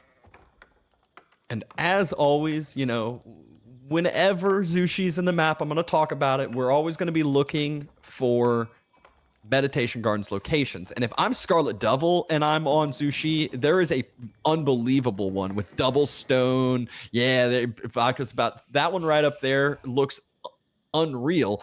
I don't think Corvinus will be moving out for that, considering he's on the complete other side of the map. His map looks a little bit more barren, not quite as consolidated. I think he might just go for double berries in the woodline here. It depends, it kind of depends on what his main goal is and what his strategy is. Is he going to be more of like a fast castle where you're trying to get food and gold? Are you going to be more of this feudal? It really depends what you want to do, what resources you want to focus on with that meditation gardens. Yeah, kind of a shame he didn't spawn in on one of the north sides of the map there. You can see all those clusters of resources, even outside of Myriad's base as well. Yeah, could have had triple gold if he was Myriad, but instead, we will see where he places it in just a little bit of time. Feudal Ages should be starting in the near future. Scarlet Devil has a ton of gold flowing because of the pit mines with that early Molly. And I'm also excited to see what build Louis is going to be going for. Will he be going for the Gulp build? Some people call it the Jiggly build order. Or will he be going for, I would say the OG Byzantines, which is more of the longbow, Limitanai, just, slow infantry group, but their numbers build so fast. Well, I think we might be heading to Gulp at some point because we're opening up with a Imperial Hippodrome.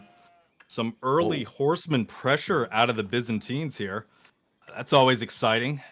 Gonna really set the pace there. Across from Corvinus, we do see a Tower of Victory from Myriad. So Delhi looking to play in feudal here. Keep it aggressive. Montequari, of course, for the Malians. And now we do see that Meditation Gardens, and he went all the way north. He did. He's making the trek. He wants that triple gold, so he is going to go for it. Louis spots it out, though, so they know where this Meditation Gardens is going to be. They don't have a military mass to deal with it yet, and those villagers will build that quick. So even though he's going Hippo, it's not going to be able to be finished, get a horseman across the map and over to actually damage this in time. He might be able to scout block this. Yeah, let's see. It seems obvious where he'd want to put that. So Louis setting up in the prime location. Oh, he's all good. Just outside. Oh, yeah. Foundations have been laid. They spotted on out. Hippo about 80% of the way up. But again, I don't think we'll have that timing to have the horsemen come all the way across. The question will be is where will Corvinus's villagers go after it, as they will have to make a trek back home or maybe go to the woodline of his teammate Myriad.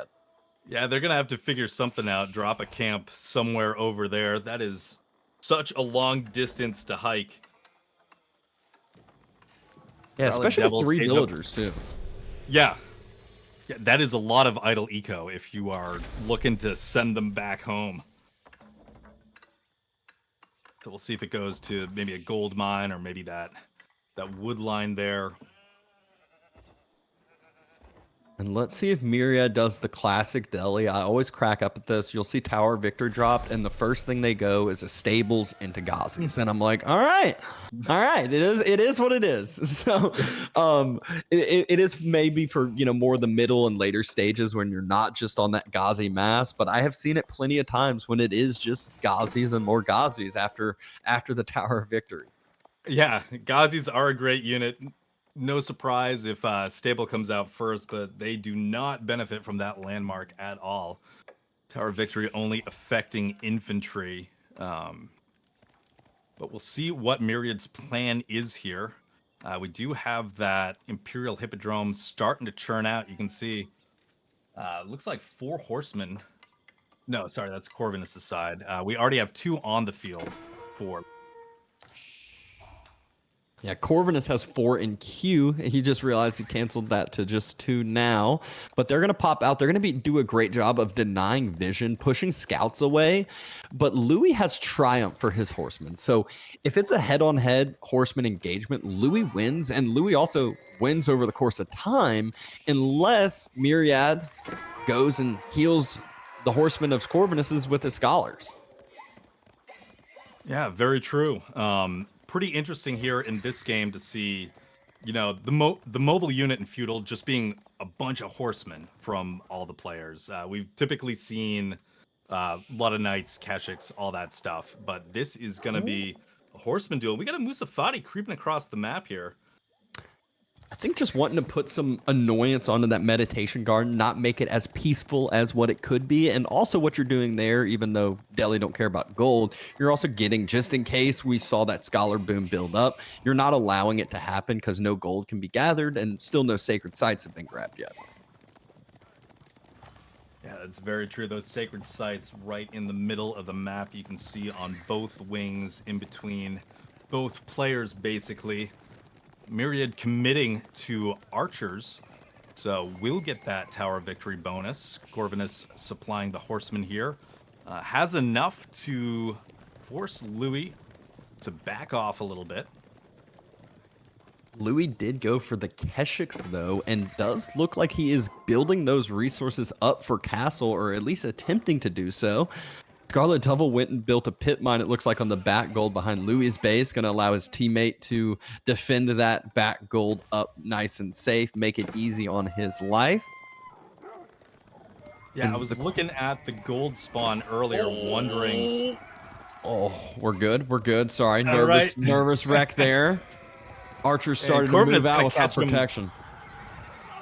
On the back here, dealing some damage, forcing Louis away. At the start of the game, I was looking at the gold mines, wondering where Scarlet might be thinking for their second pit mine. Everything seems pretty exposed, except for that one, like you were saying, right in the back of Louis' base. And Louis getting chased away here, but the Keshiks coming in. Now they turn around to engage. Corvinus lost 1 horseman, may lose a second one here, low HP. Yeah, and it does look like Louis is going for the Gulp build, but not going for it with the winery, which is something different. I don't think Jiggly can claim that, as he does not use the Hippo. He uses the winery and only the winery. So Cistern of the First Hill is going down, and we will see some Katas gulping. We're getting ready to gulp here in just a few minutes.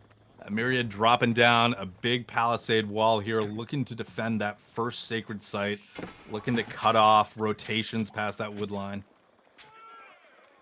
Yeah, secures up that meditation garden, secures up a lot of food too, as it makes it super easy to defend that double deer pack and the berries, as well as obviously the sacred site.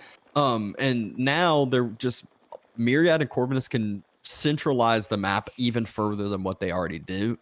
Scarlet Devil, though, that's what I'm questioning, is how many cows, if any, has Scarlet Devil been able to build up himself? Has he been booming behind this at all? Or no, he's just been pure military.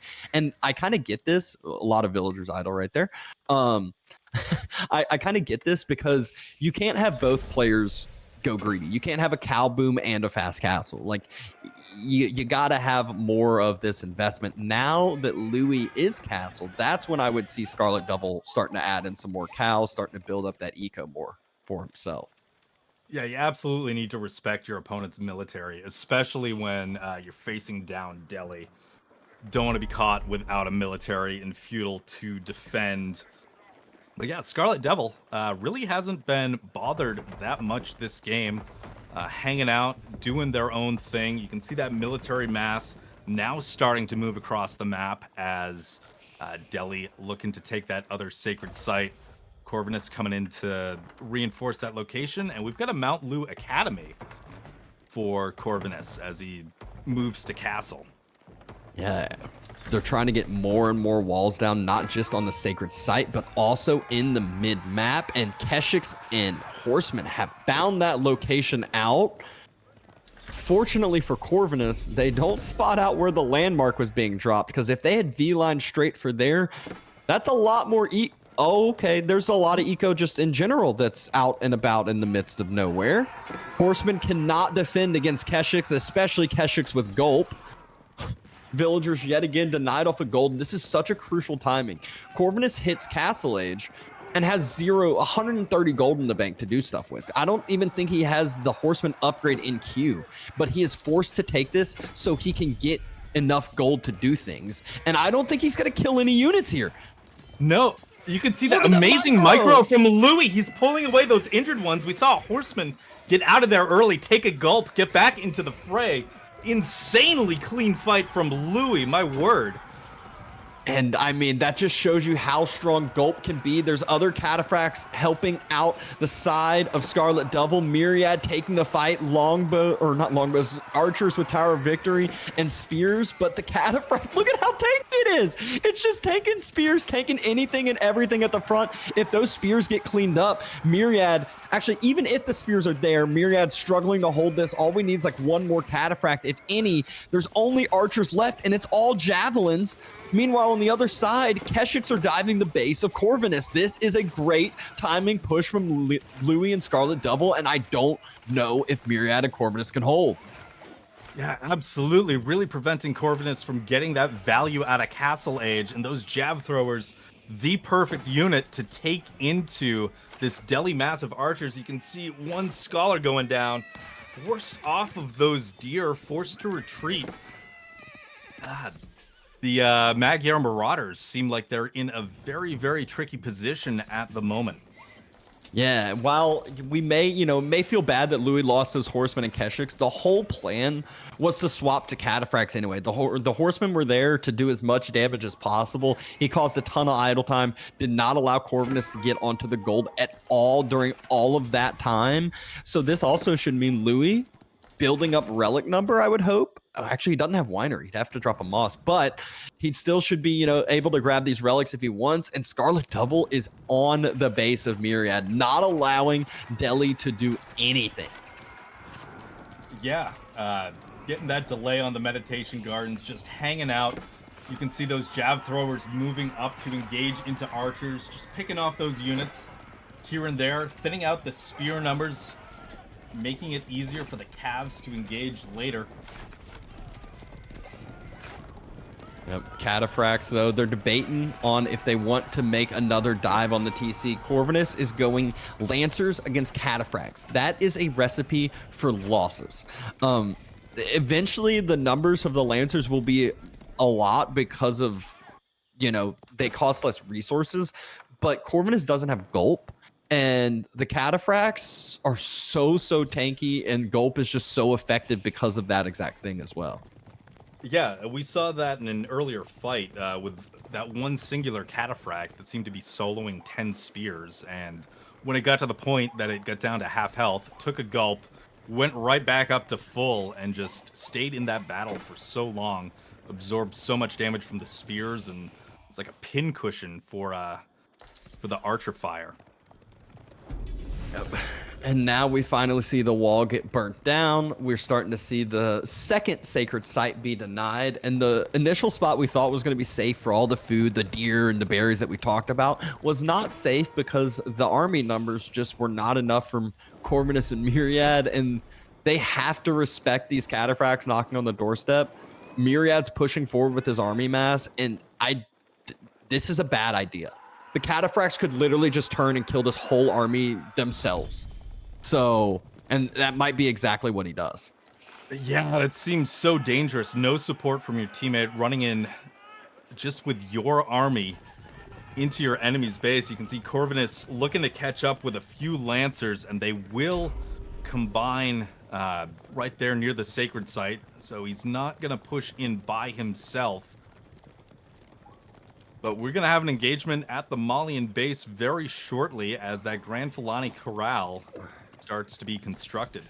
And if the Grand Fulani was the choice, I was about to say, that means the cow boom is full. And that was, I love this kind of balance that Louis and Scarlet Devil had. Scarlet's like, all right, I'm gonna, make the sacrifice early on. I'll create units and not have cows and not have this eco. But then now that you've taken all this pressure off my back, I'm gonna boom up behind it with this cow boom. Exactly what happened. The numbers at the top aren't even telling you the full story, as Louis and Scarlet Devil have so much extra eco behind this because of that exact thing. Yeah, it's pretty crazy. And just like you were saying, the trade-off, like, hey, I'll build the military units right now. Once you're in the castle, once you've done your thing, I'll know, and then I'll switch into eco gear. You take over military with your techs. Just that back and forth. They've been playing just so well together as a team, as a cohesive unit today. Yeah. And now Myriad, once again, kind of being left alone at the mid-map. Corvinus moving around with his full Lancers. I'm just not sure what damage those Lancers for Corvinus can do. You can see the full walls from Louis. He's got cataphracts to be able to defend himself if need be. More walls attempting to come down. This time, just Myriad saying, all right, let's protect the whole entire middle of the map here. Yeah. Walls just continuing to come down. Long palisade wall, cutting the map in half, giving some breathing room for the Magyar Marauders for the time being, but the economic engine is just turning on for Team Elephant. I mean, that cow boom now going to start kicking into gear with the Fulani Corral being complete.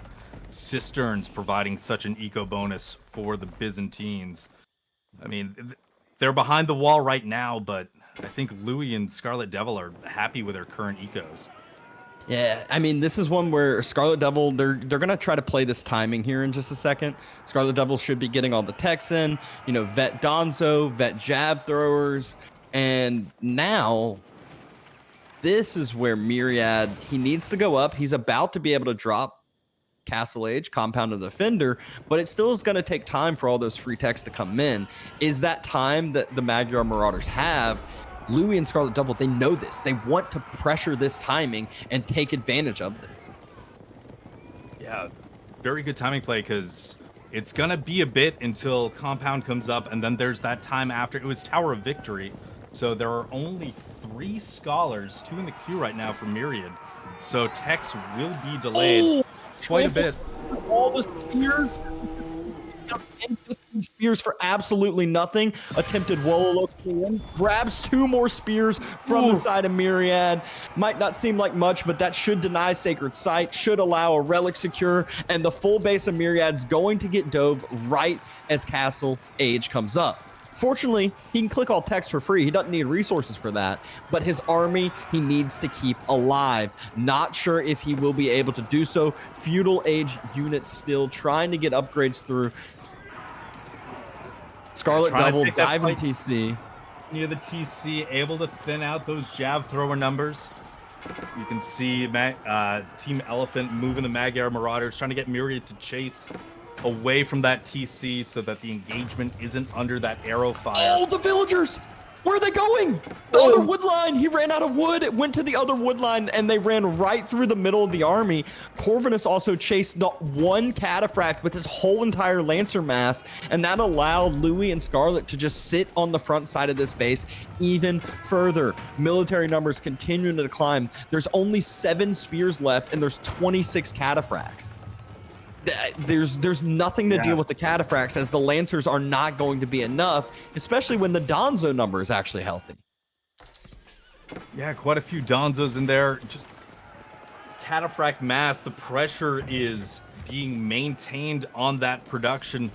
Corvin is still trying to help Myriad out with that lack of wood. You can see jab throwers just getting small little picks here and there as they run past the production. Cataphracts continuing to just torch everything down. Happy to just stay under the TC fire. They can gulp. They can tank. They're good. I love the focus that Louis and Scarlet had once they're diving the base too. Obviously villagers if they're there for the taking, but every single production building on the front side got burnt. Myriad can't make military. The wood that he was sent was for more production. He currently has 1 barracks and 1 range. That is nothing at this point in stage of the game. There's no way they can come back and actually build numbers and equalize numbers. So there's no way that they can hold this. It's just continuing to compound this lead. And Louis and Scarlet Devil have done that so well in all these games that they've won. Yeah, absolutely.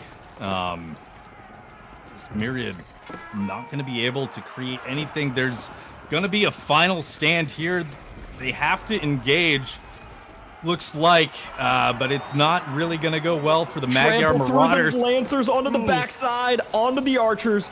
Archer mass now has cataphracts in the middle. It makes it so hard to micro, makes it so hard to actually get good damage out. And you can see how the numbers get affected by it. It is an absolute decimation wipe.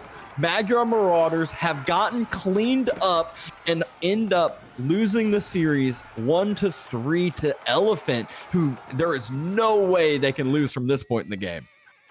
Yeah, this is it. They're holding on. They know it's elimination, but they're down to 10 military. Eco is not there. There's nothing left. There's the tap out. Elephant taking it 3-1. What a great series. A good series indeed. Magyar Marauders were able to take a game off. They took game number 2, but other than that, I mean, Team Elephant was looking pretty clean here today, even with, I'm not sure, how last second the sub was. Maybe it was planned. Maybe Scarlet Devil knew he was playing from earlier in the week, but still way to step in and not only step in, but also have a great performance as well. Yeah, very well played by Scarlet Devil. We haven't seen a lot of teams really use their subs so far in this tournament. But Scarlet Devil coming in, helping the Elephants close the door on this. Man, there's so many moments. Louis, though, with the spears in game 3 to basically just dictate how that match was going to go. And then we saw an engagement in this game where Louis was able, with that gulp and supreme micro, to keep all of his military alive in that engagement with Corvinus. Just so clean. Yeah, and I love you pointing out like the early engagements that happened that were so clean. This is actually the one you just spoke of here. These horsemen, these Keshik, they don't die with the gulp on, especially when they're fighting only horsemen. And where Louis and Scarlet Devil did so well after this, let's check this micro first. You can see the gulp come in. Yep. He pulls back the lower health, lets the healing come on even further, even pulls back the scout during this here in a second. Watch. There it is. Pulls back the scout, doesn't lose any units. But a lot of times teams would do this and then pull back and go, all right, we took a good win. Louis, Scarlet Devil, they know to keep up the pressure. This is a snowbally game, and they continue to compound these leads together. Absolutely. One of those things you never really saw was an overextension out of Elephant. Like, they'd come in, it would just clean trades throughout the match and coast on that to victory. I mean, the only difference we did see on Kurlager, where Magyar Marauders able to take a game just mostly by splitting up, keeping those Jugnus somewhere else with the map control that Myriad had in the center there. Some good highlights from that last game of this series.